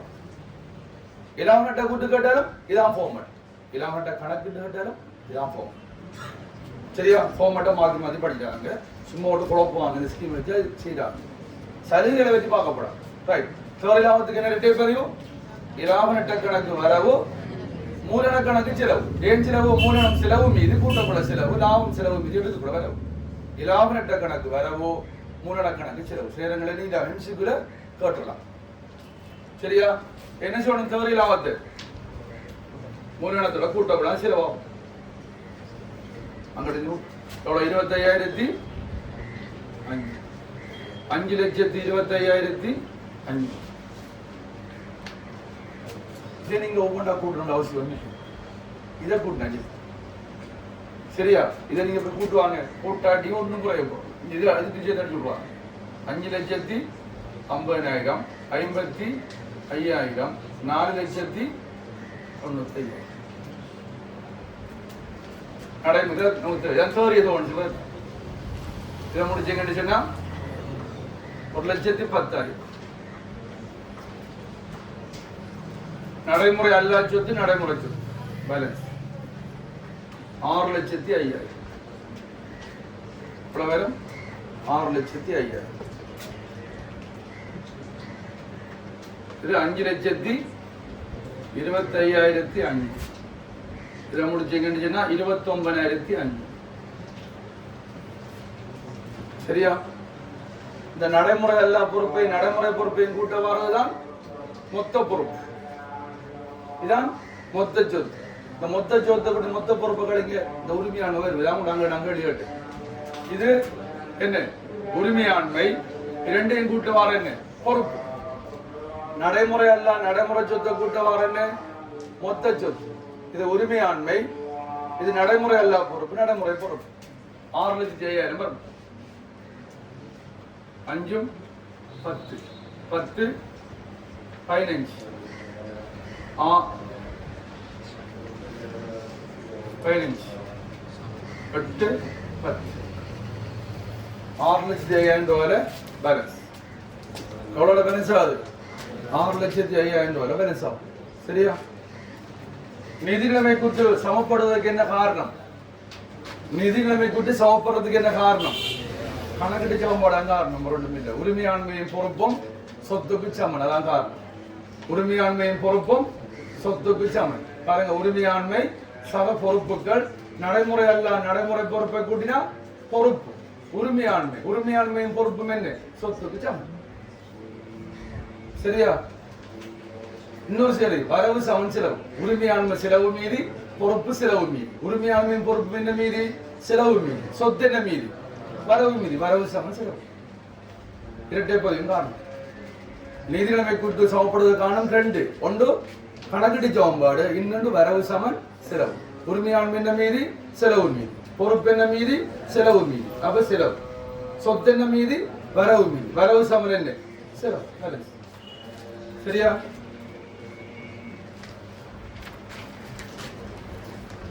ஆறாங்கடிய பாரு 6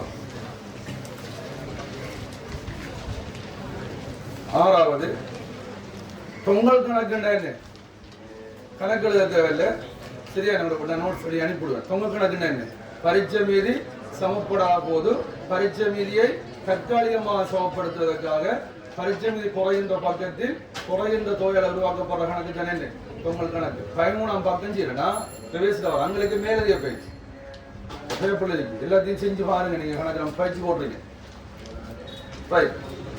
பரீட்சை மீதி சமப்படாத போது பரீட்சை மீதியை தற்காலிகமாக சமப்படுத்துவதற்காக பரீட்சை மீதி குறைகின்ற பக்கத்தில் குறைகின்ற தொகையால் உருவாக்கப்படுற கணக்கு பொங்கல் கணக்கு. அவ்வளவுதான்.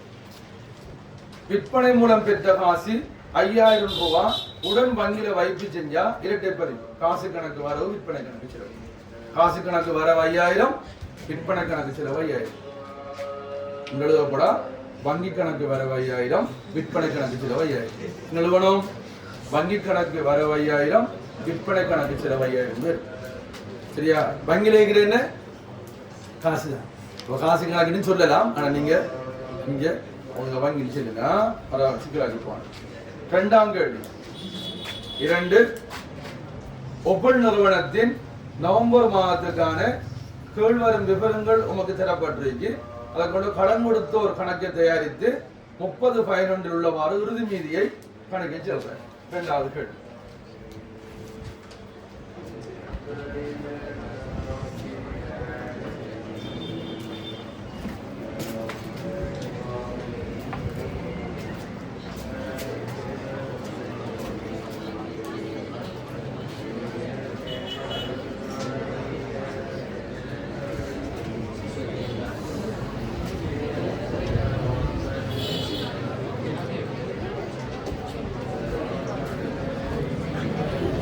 கடன் கொடுத்தோர் கணக்கு கவனிங்க, கடன் கொடுத்தோர் கணக்கு 1/11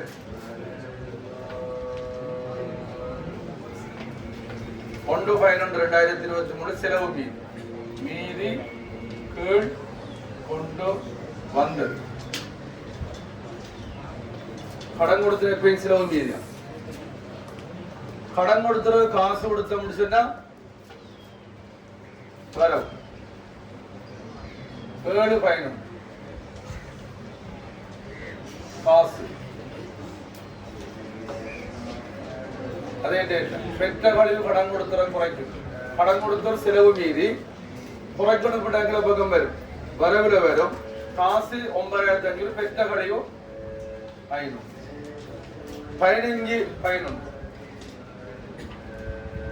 காசு கொடுத்த கழிவு 15/11/2023 கடன் 15,000 ரூபாய் கடன் தொகை 10 கழிவு கழித்துக் கொண்டு காசு கொடுக்கும். எவ்வளவு? 15,000 ரூபாயில 10 கழிக்கும். 15,000 ரூபாய் தர 100க்கு 10 ஒன்று பார்த்தீங்கன்னு சொன்னா 1,500 ரூபாய் கழிச்சு போட்டு காசு கொடுக்கும். 13,500 ரூபாய் காசு கொடுக்கும். சரியா? கடன் கொடுத்த ஒரு செலவு மீறி காசு கொடுத்தா வரவுல வரும். எப்படி இருக்கணும்? எவ்வளவு காசு கொடுத்த? 13,500 ரூபாய் வரவு. அதே டேட்ல காசு கொடுக்கும் போதுதான் கழிவு போடுறது. பெற்ற கழிவு 1,500 ரூபாய் வரும். சரியா?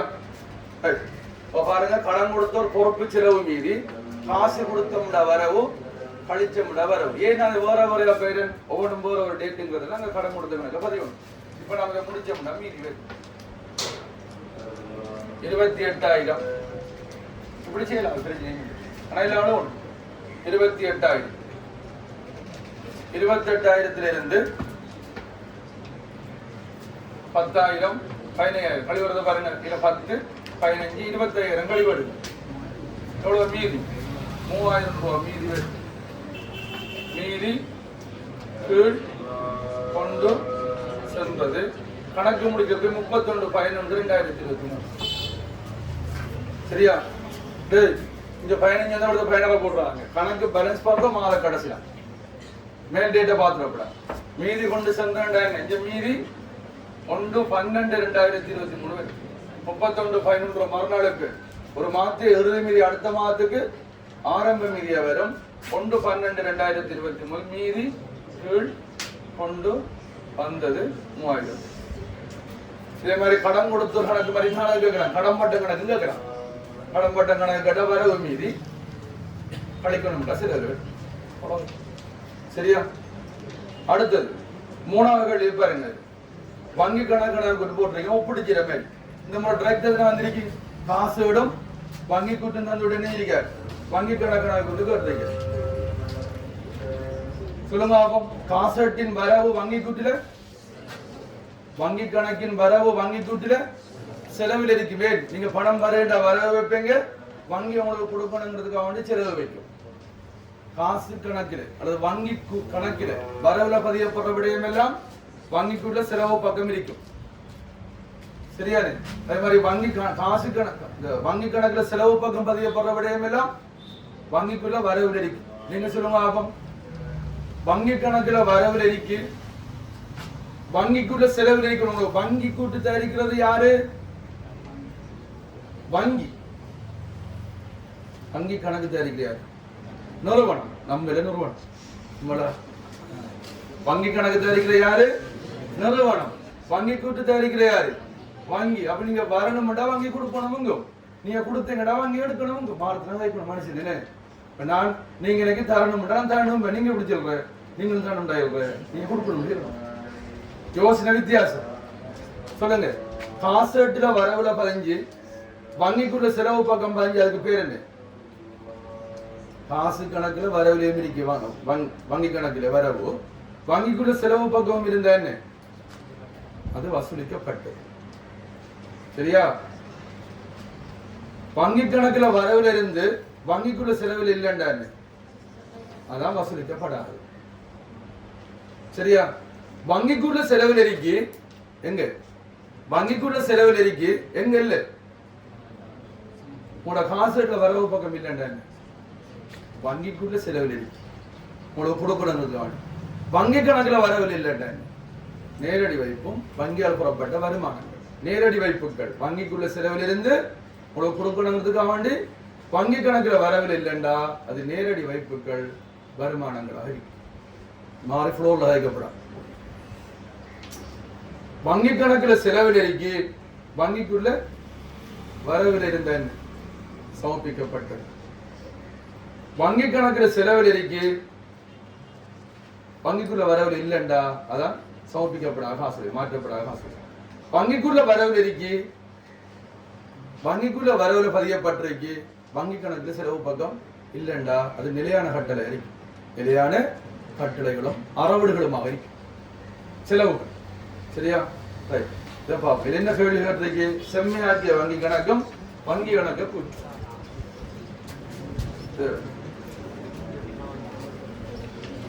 செம்மையாக்கிய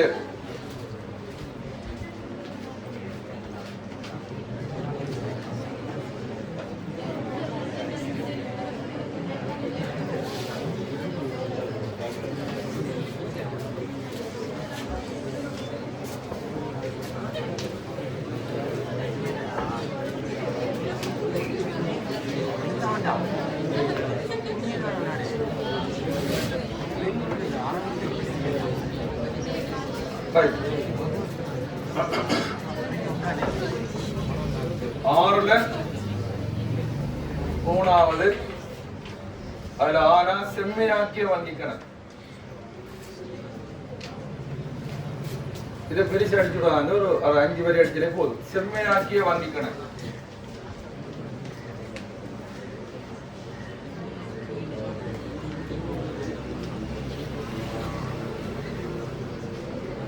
ஆவன் வங்கி கணக்கு கூற்று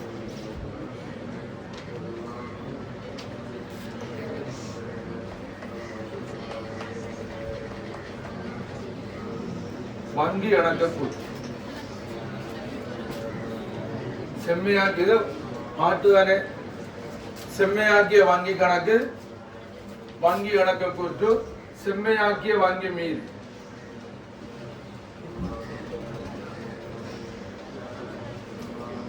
செம்மையாக்கிய வங்கி மீன்களும் எழுதி எதை கூற்று செம்மையாக்கிய வங்கி மீன் யோசிக்கிறதே இல்லை சமர்ப்பிக்கப்படாத காசுகளை கூட்டு வசூலிக்கப்படாத காசுகளை கழி கூட்டு சமர்ப்பிக்கப்படாத காசு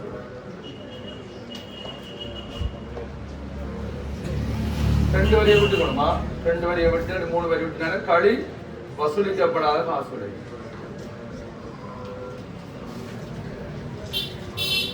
கொலைகளிலும்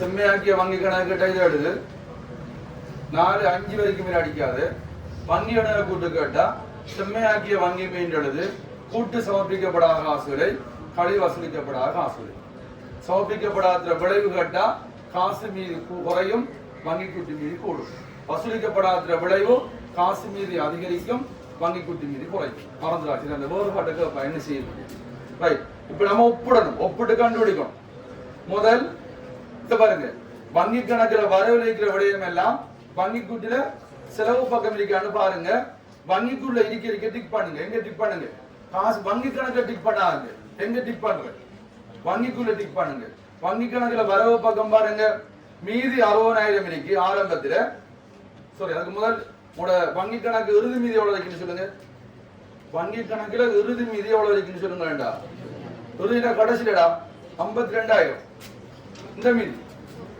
52,000 மீதி கொண்டு சென்றா என்ன மீதி கீழ் கொண்டு வந்த 2 வரும் எவ்வளவு 52,000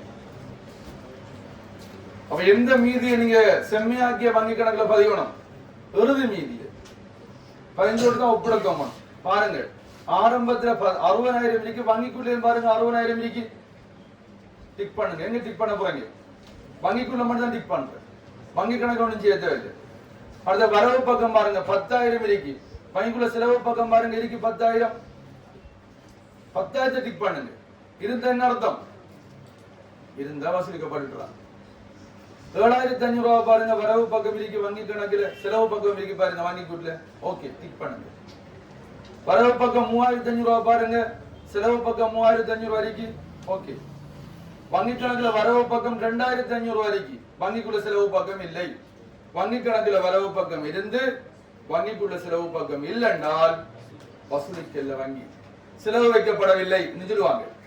வங்கி கணக்குல வரவு பக்கம் இருந்து வங்கிக்குள்ள செலவு பக்கம் இல்லைண்டா அது வசூலிக்கப்படாத காசோலை. செக் நம்பர் எழுதணும் கட்டாயம். AB 90 AB 90 எழுதி 2,500 ரூபாய் கழிக்கப்படும். நீங்க எழுதி வைக்க மாட்டா குழப்பமா, எழுதி வச்சா சரி, இதுல மாற்றம் ஒன்றும் பெற மாட்டாது. சமர்ப்பிக்கப்பட காசுல கூட்டப்படுற வசூலிக்காத கழிக்கப்படுறது மாற்றம் இல்லை. தேர்ல தெளிவா சொல்லியே என்று படிப்பிக்கப்படும். அதுக்கு பிறகு பாருங்க, உங்களோட வங்கிக்குள்ள செலவு பக்கம் டிக் பண்ண போல கிடக்கு. உங்களோட வங்கி கணக்குல வரவு பக்கம் முடிஞ்சு வங்கிக்குள்ள செலவு பக்கம் வரைக்கும் டிக் பண்ணாம 5,950 பாத்தீங்களா? அதுக்கு பேரு பங்கு லாபம் இருக்கு. அது வங்கி கூட்டில செலவுல இருந்தா வங்கி கணக்குல வரவு பயணிங்க எல்லாரும் வங்கி கணக்குல வரவு பயணிங்க சரி. 5,750 ரூபாய். இதுக்கு என்ன பேரு, என்ன சொல்லிருக்க? பங்கு லாபம் சரி. அவர் சொல்றது திரும்ப போறீங்க. வங்கி கணக்குல வரவுல இருந்து வங்கி கூட்டில செலவுல இல்லைண்டா அது வசூலிக்கப்படாத காசுல வங்கி கணக்குல கழிக்கணும். வங்கிக்குள்ள செலவு பக்கம் இருக்கிறது, வங்கி கணக்குல வரவில் இல்லைண்டா வங்கி கணக்குல வரவு செம்மையாக்கி வெஞ்சல்லாட்டி போலதான் அந்த மீதி போலதான் சரியா? அவ்வளவுதான். இப்ப என்ன, வங்கி கணக்குல செலவுல இருக்கிறதெல்லாம் வங்கி கூட்டில வரவில் இருக்காண்டு பாருங்க. பாருங்க பாபம், 15,000 இருக்கு, டிக் பண்ணுங்க. வங்கிக்குள்ள டிக் பண்ணுங்க, அமௌண்ட் டிக் பண்ணுங்க. 15,000 4,500 இருக்கு, 6,000 இருக்கு, 2,000 இருக்கு, 4,000 இருக்கா? வங்கி கணக்கு செலவு பக்கம் 4,000 இருக்கு, வங்கிக்குள்ள வரவு பக்கம் 4,000 இருக்கா? வங்கி கணக்குல செலவுல இருந்து வங்கிக்குள்ள வரவு பக்கம் இல்லைண்டா என்னது? சமர்ப்பிக்கப்படாத காசுகளை வங்கி கணக்கு கூட்டப்பட வேண்டும். செக் நம்பர் 3725 4,000 மீதி கண்டு பார்த்துறாங்க, அதுதான் திருத்தம் சரியா? இப்போ வங்கிக்குள்ள வரவு பக்கம் எவ்வளவு மிஞ்சி கிடக்கு? அது 3,000 ரூபாய்க்கு வங்கி கட்டணம். அது வங்கிக்குள்ள வரவு பக்கம் வங்கி கணக்குல வங்கிக்குள்ள வரவு பக்கம் இந்த வங்கி கணக்குல செலவு பக்கம் பண்ணிட்டீங்களா? 3,000 என்ன பேரு? வங்கி கட்டணம். வங்கி கட்டணம் அவ்வளவு பாருங்க. பிடிசி ஒன்றும் இல்லை. இது அதான் லேஸ் முடிச்ச என்ன வரும்? நேரம் இந்த கேள்வி எப்படி இருக்கும்? அந்த வேறுபாட்டுக்கான அந்த எழுதச்செடியும் பேர். அப்ப நீங்க நேரம் எழுதணும். நம்ம வேறுபாட்டுக்கான எழுதச்செடி வரலையே. சில கணக்குல வங்கி மீதியும் வங்கி கூட்டு மீதியும் வேறுபாடுகளுக்கான எழுதச்செடி அந்த வசூலிக்கப்படாத காசுகளை சமர்ப்பிக்கப்படாது பங்கு லாபம் வங்கி கட்டணம் எழுதுவோம். எழுதச்செடி கேட்டு எழுதணும். அப்படியே கேள்வி வந்திருக்கீங்க, பார்த்துருக்கீங்க சரியா? அப்படியே பேர் வரவை கொண்டீங்கன்னா 57,750 57,750 3,000 கழிச்சு 54,750.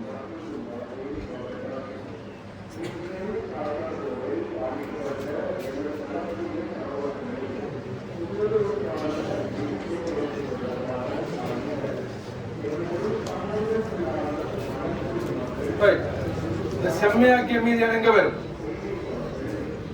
வங்கி கணக்கு வரும். 50 செம்மையாக்கிய வங்கி மீதி 54,750 சமர்ப்பிக்கப்படாத கூட்டுங்க என்று சொன்னா 58,750 2,500 ரூபாய் வசூலிக்கப்படாத கழிச்சிங்கன்னா 56,750 செம்மையாக்கிய வங்கி மீதியோட சமர்ப்பிக்கப்படாத கூட்டி வசூலிக்கப்படாத கழிச்சு என்ன வருது? 56,750 வங்கி கூட்டு மீதி அடி.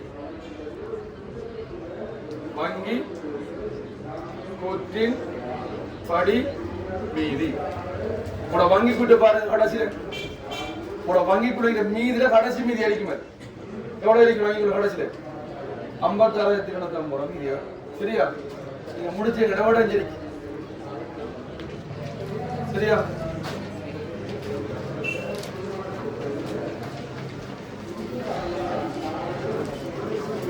ஆறாவதுல 4 அங்கு. ரைட்.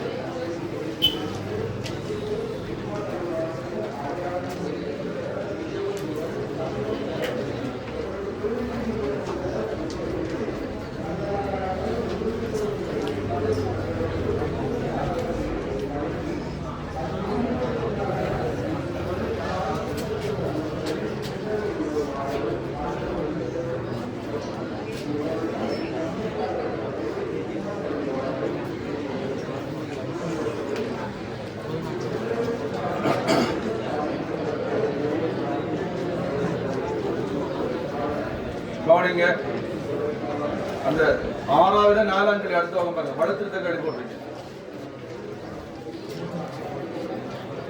31/8/2023 தயாரிக்கப்பட்ட பரீட்சை சமப்படாமையினால் வேறுபாட்டுத் தொகை பொங்கல் கணக்குக்கு மாற்றப்பட்டது. பரிசீலனையின் போது கீழ்வரும் வழுக்கள் இனங்காணப்பட்டது. கேள்விகளுக்கார் ஆனா மேற்படி வழக்குகளை திருத்துவதற்கான நாக்குறிப்பு பதிவுகள் விளம்பல் அவசியம். விளம்பல் அவசியம். அந்த வலு என்னங்கிறது தான் விழுவணும். அப்ப 4 புல போட்டிருக்காரு. எக்ஸாம்பிளுக்கு ஒரு 3 புல அப்படிதான் வரும் நினைக்கிறேன். 4 புல போட்டீங்கன்னா 4 புல. அப்ப இந்த வலுவை திருத்த நாக்குறிப்புக்கு நீங்க போட்டு அடிக்கணும். என்ன நாக்குறிப்பு? சிம்பிள் அடிங்க. திகதி, விவரம், வரவு, செலவு. நாக்குறிப்பு திகதி, விவரம், வரவு, செலவுன்னு சொல்லி 4 புல இருந்தா 3 12 வரி தேவைப்படும். ஒரு 15 வரி கிடைக்கணும். ஏன்? வரவு, செலவு, குறைக்கட்டுக்குள்ள விளம்பரம் என்ன புலன்னு சொல்லி 3 வரி தேவைப்படும் குறைஞ்சது. சில விளம்பல் 2 வரி வெளியிட்டீங்கன்னா வரி போதாம போயிடும். அதுக்காக நீங்க ஒரு 3 12 வரிண்டா ஒரு 15 வரி கிடைச்சிங்கன்னா போதும். அடுத்த வழி தொங்கல் கணக்குங்கிறது வழுக்களை திருத்த முன்டாங்க வைப்பார். வழுக்களை திருத்திய பின் தொங்கல் வாரங்கள். வழுக்களை திருத்த முன் தொங்கல் கணக்கு நாங்க வைப்பார். தொங்கல் கணக்கு தீபம். சரியா? அந்த விடைய உங்களுக்கு எழுதி அனுப்புவேன். நீங்க அதை பழங்கப்படுத்த மட்டும் கவனிச்சு கொள்ளுங்க. ரைட். 1. செலுத்தப்பட்ட காப்புறுதி கட்டணம் 2500 ரூபாய் காசு கணக்கில் மட்டும் பதிவு செய்யப்பட்டது. ரைட். செலுத்தப்பட்ட காப்புறுதி கட்டணம் காசு கணக்கில் பதிஞ்சிட்டோம். அப்ப எங்க பதியல சொல்லுப்பா? காசு கணக்கில் பதிஞ்சிட்டோம். எங்க பதியல? காப்புறுதி கணக்கில் பதியல.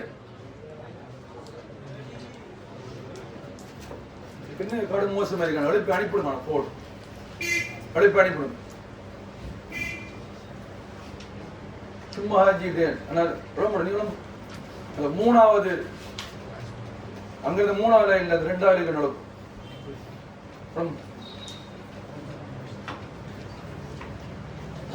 நீங்க போங்க. நீங்க படிச்சு போதும். போங்க. நீங்க மட்டும்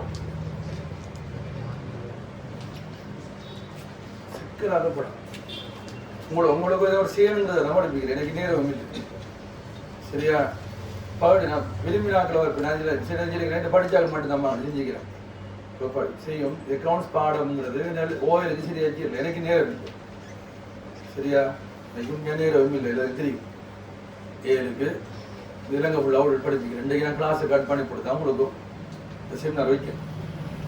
சரியா? இந்த ஓப் என்ன இந்த பிள்ளைய படிக்கணும். நீங்கள் கண்டிருப்பீங்க. கண்ணாரு இவ்வளோ இடம் காணும். சரியா? நான் உங்களுக்கு எடுத்து இந்த உங்களோட காசு நீங்கள் தேவையில்லை. நான் ஃப்ரீயாக நடத்தி உங்களோட காசு நான் என்ன எவ்வளோ வாங்க. சரியா?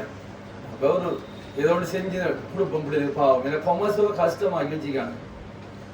அதில் கொமர்ஸ் எடுக்க படிக்க அப்படின்னு சில அனைவரும் சிங்கள படத்தை தெரிவு செய்யும். நான் கொமர்ஸ் லைஃப் தேவை. 7க்கு நீங்கள் வந்து கொமர்ஸ் படிக்கலாம். ரெஸ்டிங் படிக்கலாம். உங்களோட சுதந்திரம். நீங்கள் என்ன படிக்கிறத நீங்கள் முடிவு எடுக்கிறது. அது உங்களோட லைஃப். உங்களோட கெப்பாசிட்டி கேட்ப நீங்கள் முடிவு எடுக்கணும். நம்ம ரொம்ப பார்க்கலாம். நம்ம கொமர்ஸ் படிக்கிறது இல்லை. இல்லை பய படிக்கிறது இல்லை. எங்களுக்கு கேளுமா? எனக்கு அந்த சுமையை கேளுமா? இது கஷ்டமான பாடம் இல்லை. ரெடி? எல்லா பாடத்தையும் கூட எல்லா ஸ்ட்ரீமையும் கூட நான் எடுக்கிற பாடம் இந்த பாடத்தை மட்டும்தான். அதை ஏட்ட படிக்க அப்படி எடுக்கும். எனக்கு பார்க்கலாம். நாங்கள் முன்னுக்கு போகிறோம். இன்னைக்கு உங்களுக்கு நான் படிக்க போகிறேன். நீங்கள் இன்னைக்கு 33 போயிடுச்சு. சரியா? நீங்கள் கொமர்ஸ் படிக்கிற உங்களோட 26ஆம் ஆண்டு நீங்கள் 7வது எழுதுறாங்க. 25ஆம் ஆண்டு படிச்சுட்டு நீங்கள் 2026ஆம் ஆண்டு போயிடுச்சு. இன்னைக்கு நீங்கள் 33 போயிடுச்சு.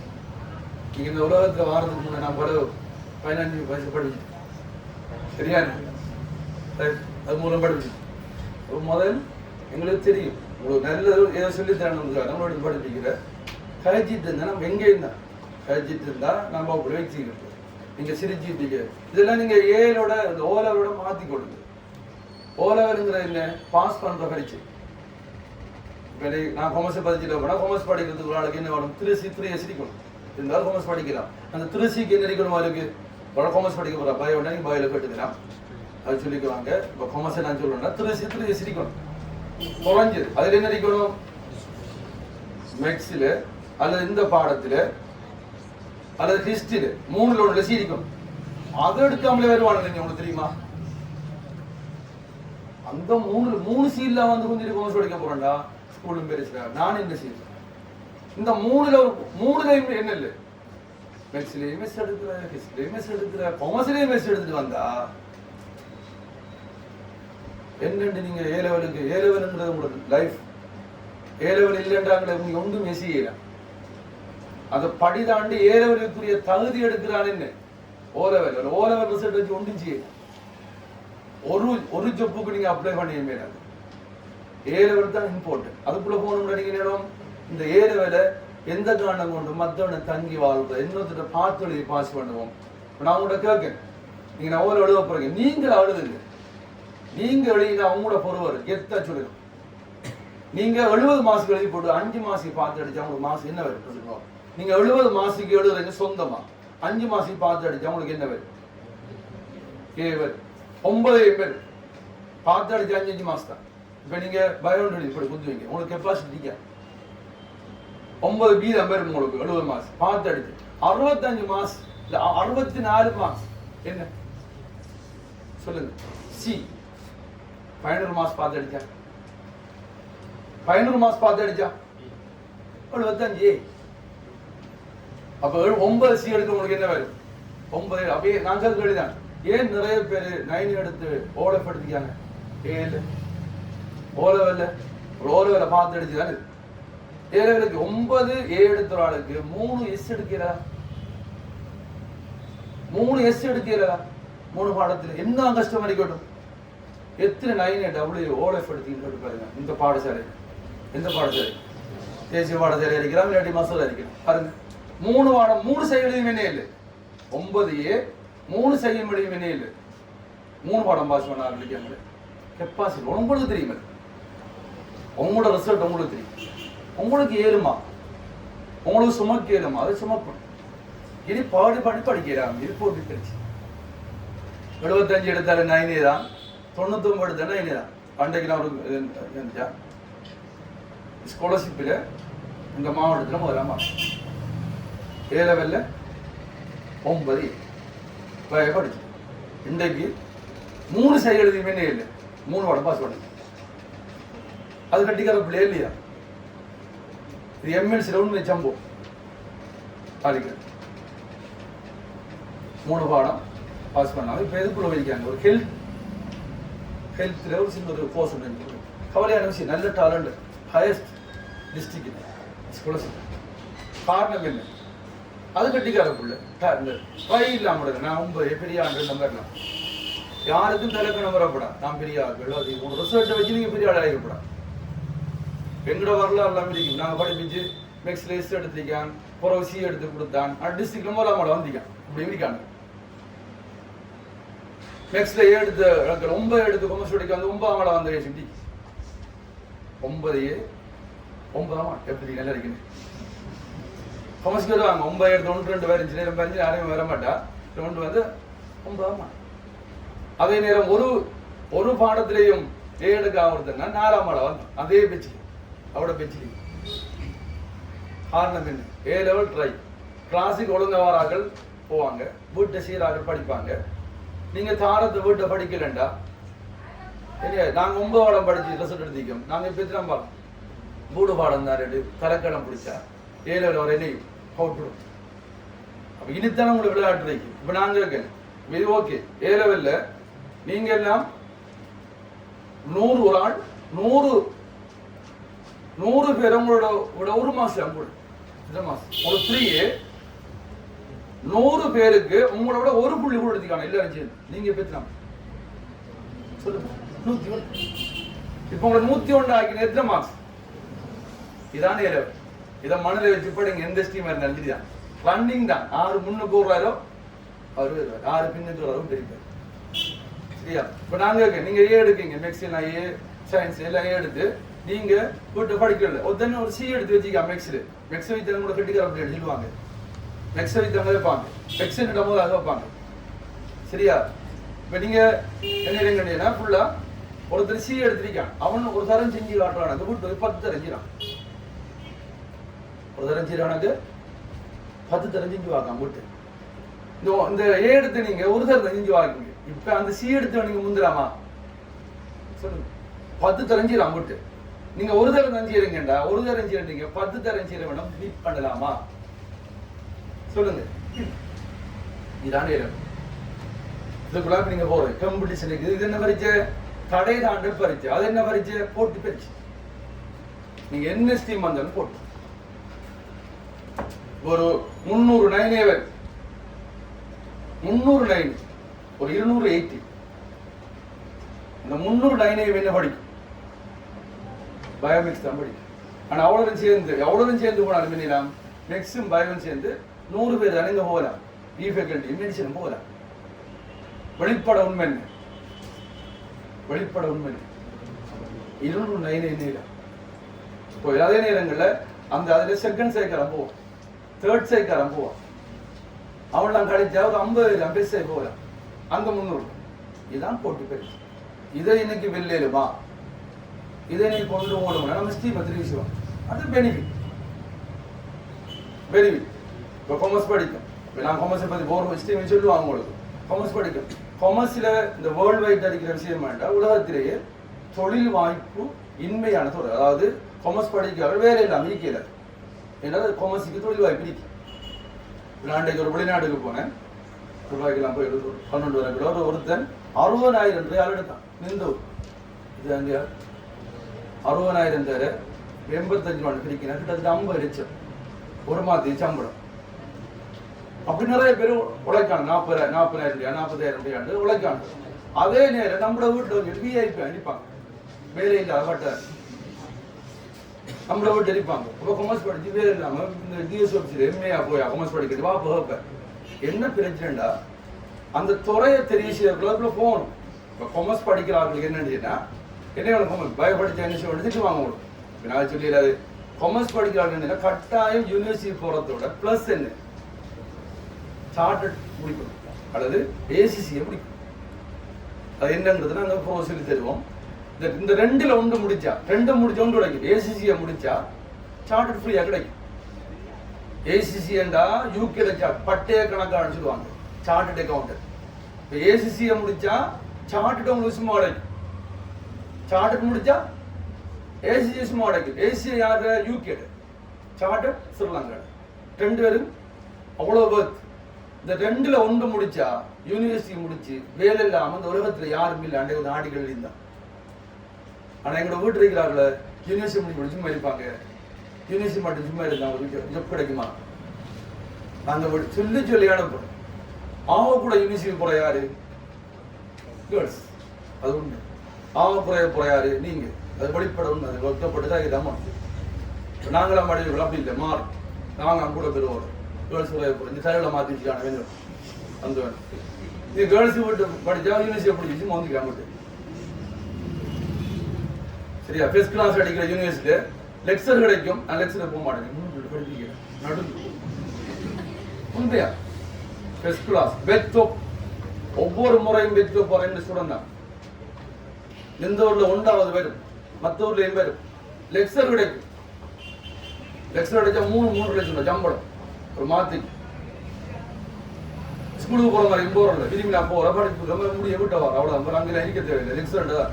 அந்த லெக்சர் போய் இருந்துக்கிட்டு எனக்கு லெக்சர் போனா எனக்கு 3 படிச்சு நடுங்கு. அதே மாதிரி பாய்ஸ் படிக்க மாட்டான். வேலை பிடிச்சுன்னு கிடைச்சப்ப 5 3 அவனு படிச்சு பாய்ப்பினேன். போய் வீயோ சமாளிச்சு வந்துடுறேன். என்ன நம்மகிட்ட இல்லை எவ்வளவு படிச்சோம். நீங்க அசம்பிளி செஞ்சிருக்கீங்களா? செய்து மாற்றிட்டீங்களா? ஒரு போட்டிக்கு போயிருக்கீங்களா? போன டைம் உங்களுக்கு அந்த ஆளுக்கு வரும். சரியா? இதை விளங்கி செலக்ட் பண்ணி படிச்சுக்கோங்க. ரைட், கவனிங்க.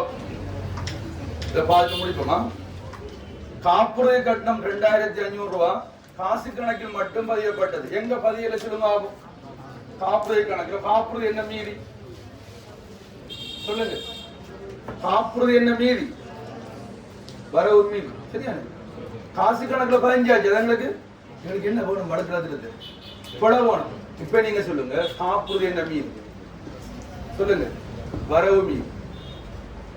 வரவுல பதியாட்டி என்னையும் வரவுல குறையும். வரவுல குறைஞ்ச வரவு பக்கம் யாரு வருவார்? வரவு பக்கம் தொங்கல் கணக்கு. காப்புறுதி வரவு மீறி தொங்கல் என்ன? குறைகின்ற தொகை, குறைகின்ற தொகை. காப்புறுதி கணக்குல பதிவு விளங்கிட்டு உங்களுக்கு காப்புறுதி வரவு மீறி தெரியுமா? ஏன்? காப்புறுதி ஒரு செலவு. செலவெல்லாம் என்ன மீதி? வரவுல பதியாட்டி என்னையும் வரவுல குறையும். வரவுல குறைஞ்ச வரவு பக்கம் என்ன வரும்? தொங்கல் வரும். என்ன திருத்தம்? காப்புறுதி கணக்குல பதியும். காப்புறுதி கணக்கு வரவு. காப்புறுதியை திருத்தா தொங்கல் தேவையில்லை. இந்த பிழைய திருத்தும் வரைக்கும் தான் தொங்கல். வரவுல உருவான தொங்கல் அழிக்கணும்டா. அப்ப என்ன திருத்தம் வரும்? இதுக்கு காப்புறுதி கணக்கு வரவு 2500, தொங்கல் கணக்கு செலவு 2500 வரும். இதுக்கு என்ன விளம்பரம் வரும்டா? காப்புறுதி கணக்கில் பதியாது 5. அவ்வளவுதான். காப்புறுதி கணக்கில் பதியாததை பதிந்தது, இல்லாட்டி காப்புறுதி கணக்கில் பதியாததை திருத்தியது. எல்லாம் அதெல்லாம் பிரச்சனை இல்லை.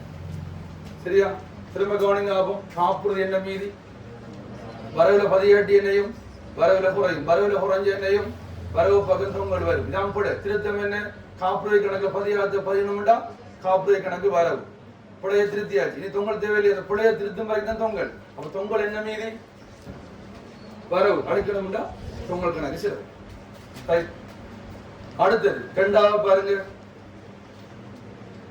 விளம்பர செலவு 4750 ரூபாய் பரிச்சை மீத மாற்றப்படவில்லை. ஒரு விடயம் இங்க பாருங்க. விளம்பரம் பரிச்சை மீதிக்கு பதியலண்டா. ஒன்று விளங்கிக் கொள்ளுங்க. பரிச்சை மீத பதியலண்டா ஒரு பதிவு தான் வரும், 2 பதிவு வராது. ஏன்னா விளம்பரம் விளம்பர கணக்கில் இருக்கு. எங்க பதியல?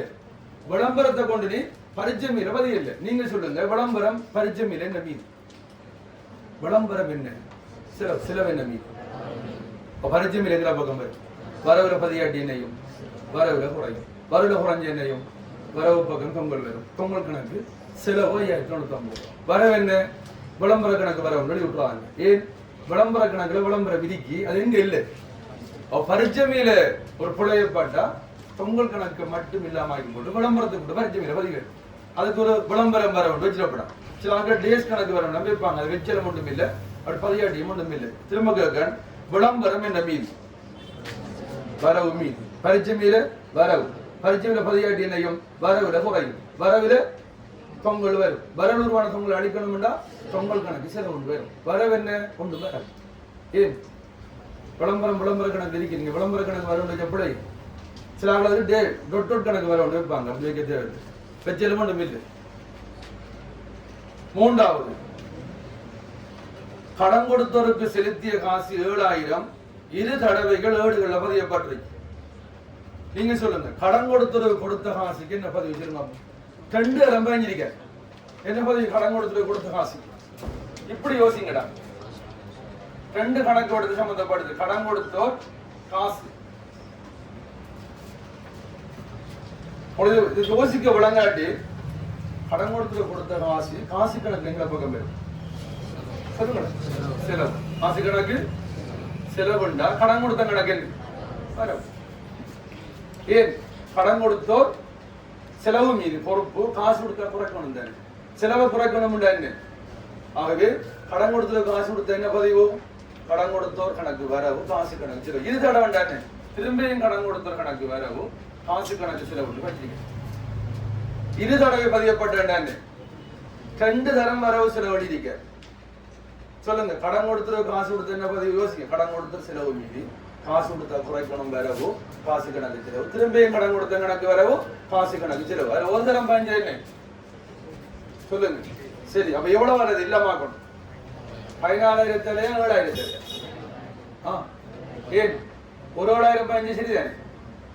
2,000 கூட. அப்ப காசு கணக்கு செலவுல கூடுதோ வரவு, கடன் கொடுத்த கணக்கு வரவுல கூடுதோ செலவு. இது வரவு செலவுல பிழைக்குது. அப்ப தொங்கல் வராது தானே, பரீட்சை மீதியை பாதிக்காதவள். கடன் கொடுத்த கணக்கு வரவு 7,000, காசு கணக்கு செலவு 7,000. என்ன விளம்பரம் வரும்? அதுக்கு என்ன விளம்பரம்? விளம்பரம் பரீட்சை மீது பதியாது 15. இது கடன் கொடுத்த காசு ஏடுகளில் 2 தடவை பதியப்பட்டதை திருத்தியது.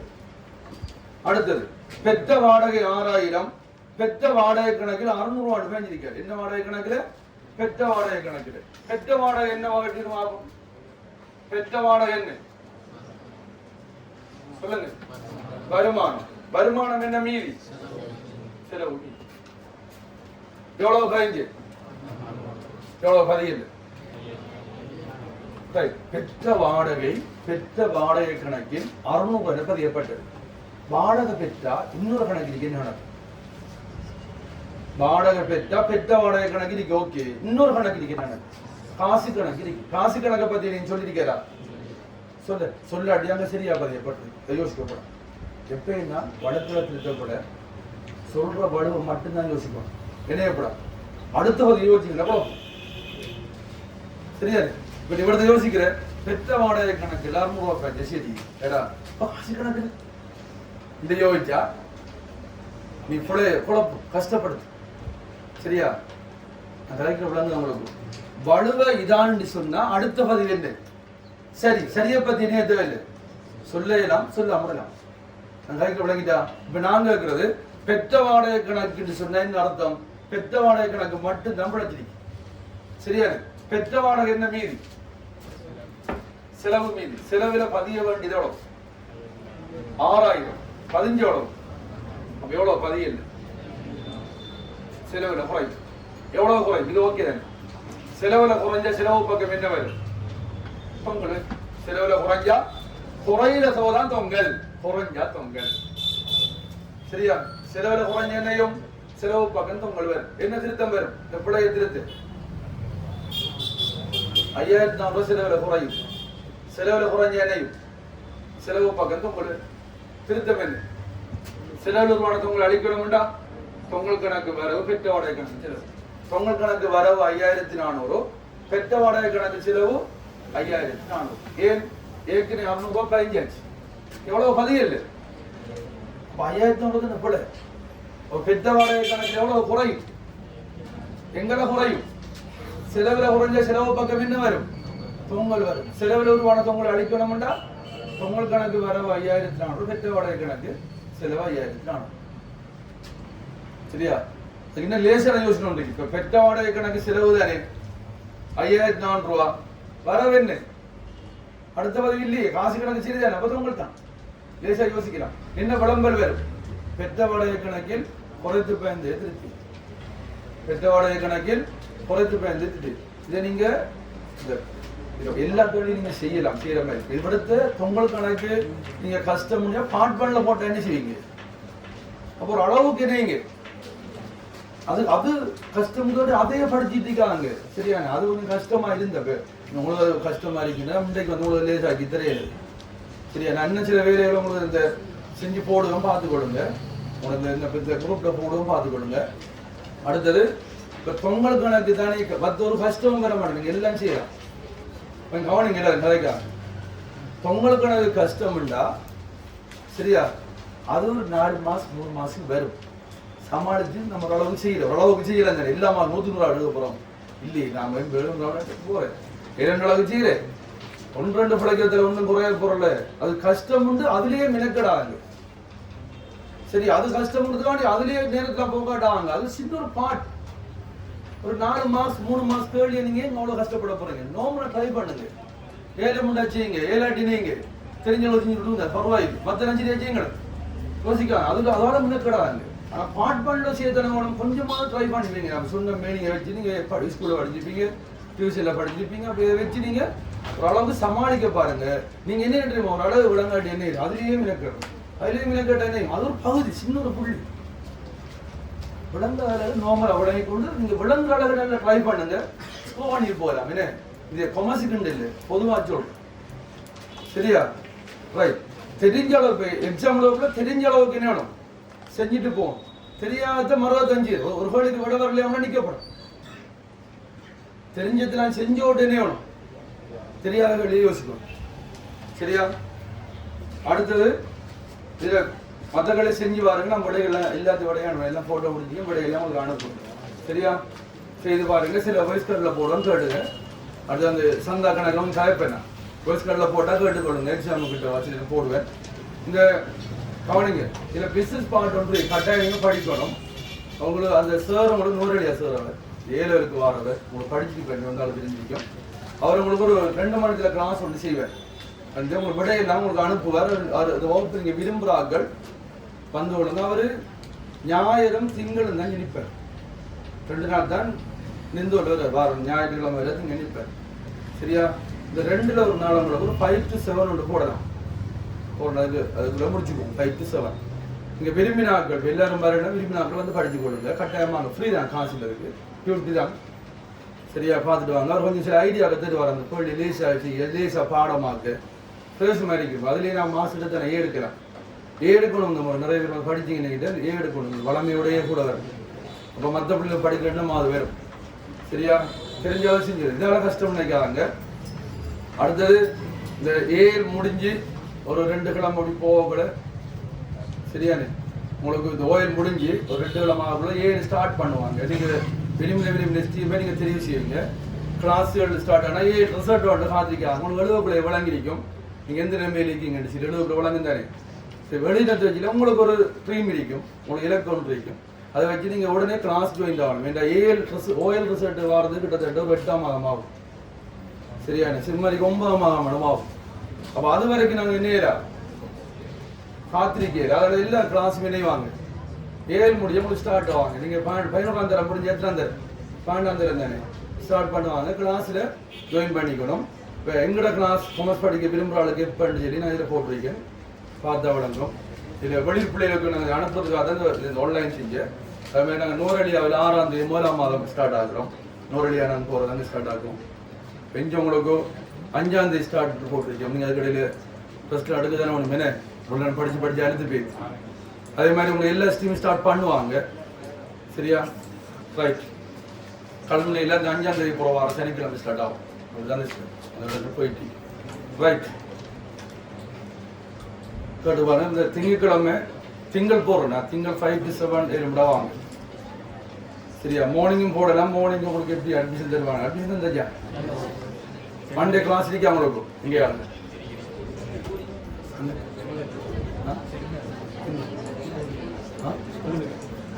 ரைட். நீங்கள் 7 மணி வந்த உடனே கட்டாயப்படுத்தல 5 to 7 ஒரு கிளாஸ் இருக்கும். அது உங்களுக்கு ஃபுல்லாக ஒரு விளங்கப்படுத்தி ஒரு ஐடியாவோடு தருவேன். அது நல்ல மூணு வித்தியாசம் இருக்கும். வந்து படிச்சுட்டு போனீங்கன்னா அந்த எழுத லேசாக இருக்கும். லேசாக பாடம் மாதிரி சில ஐடியா தெரியும். வந்தாலும் தெரிஞ்சிருக்கும். அழகாக சொல்லி தருவேன். அது நீங்கள் வந்து படிச்சுட்டு போங்க. 5 to 7 ஃப்ரீ தான் காசுக்கு. ரைட். All the best. சந்தோஷமாக போயிட்டு வாங்க. இந்த இதில் கரெக்டாக விட எங்களை கேட்டுக்கொள்ளுங்க. Okay right. வாய்ஸ்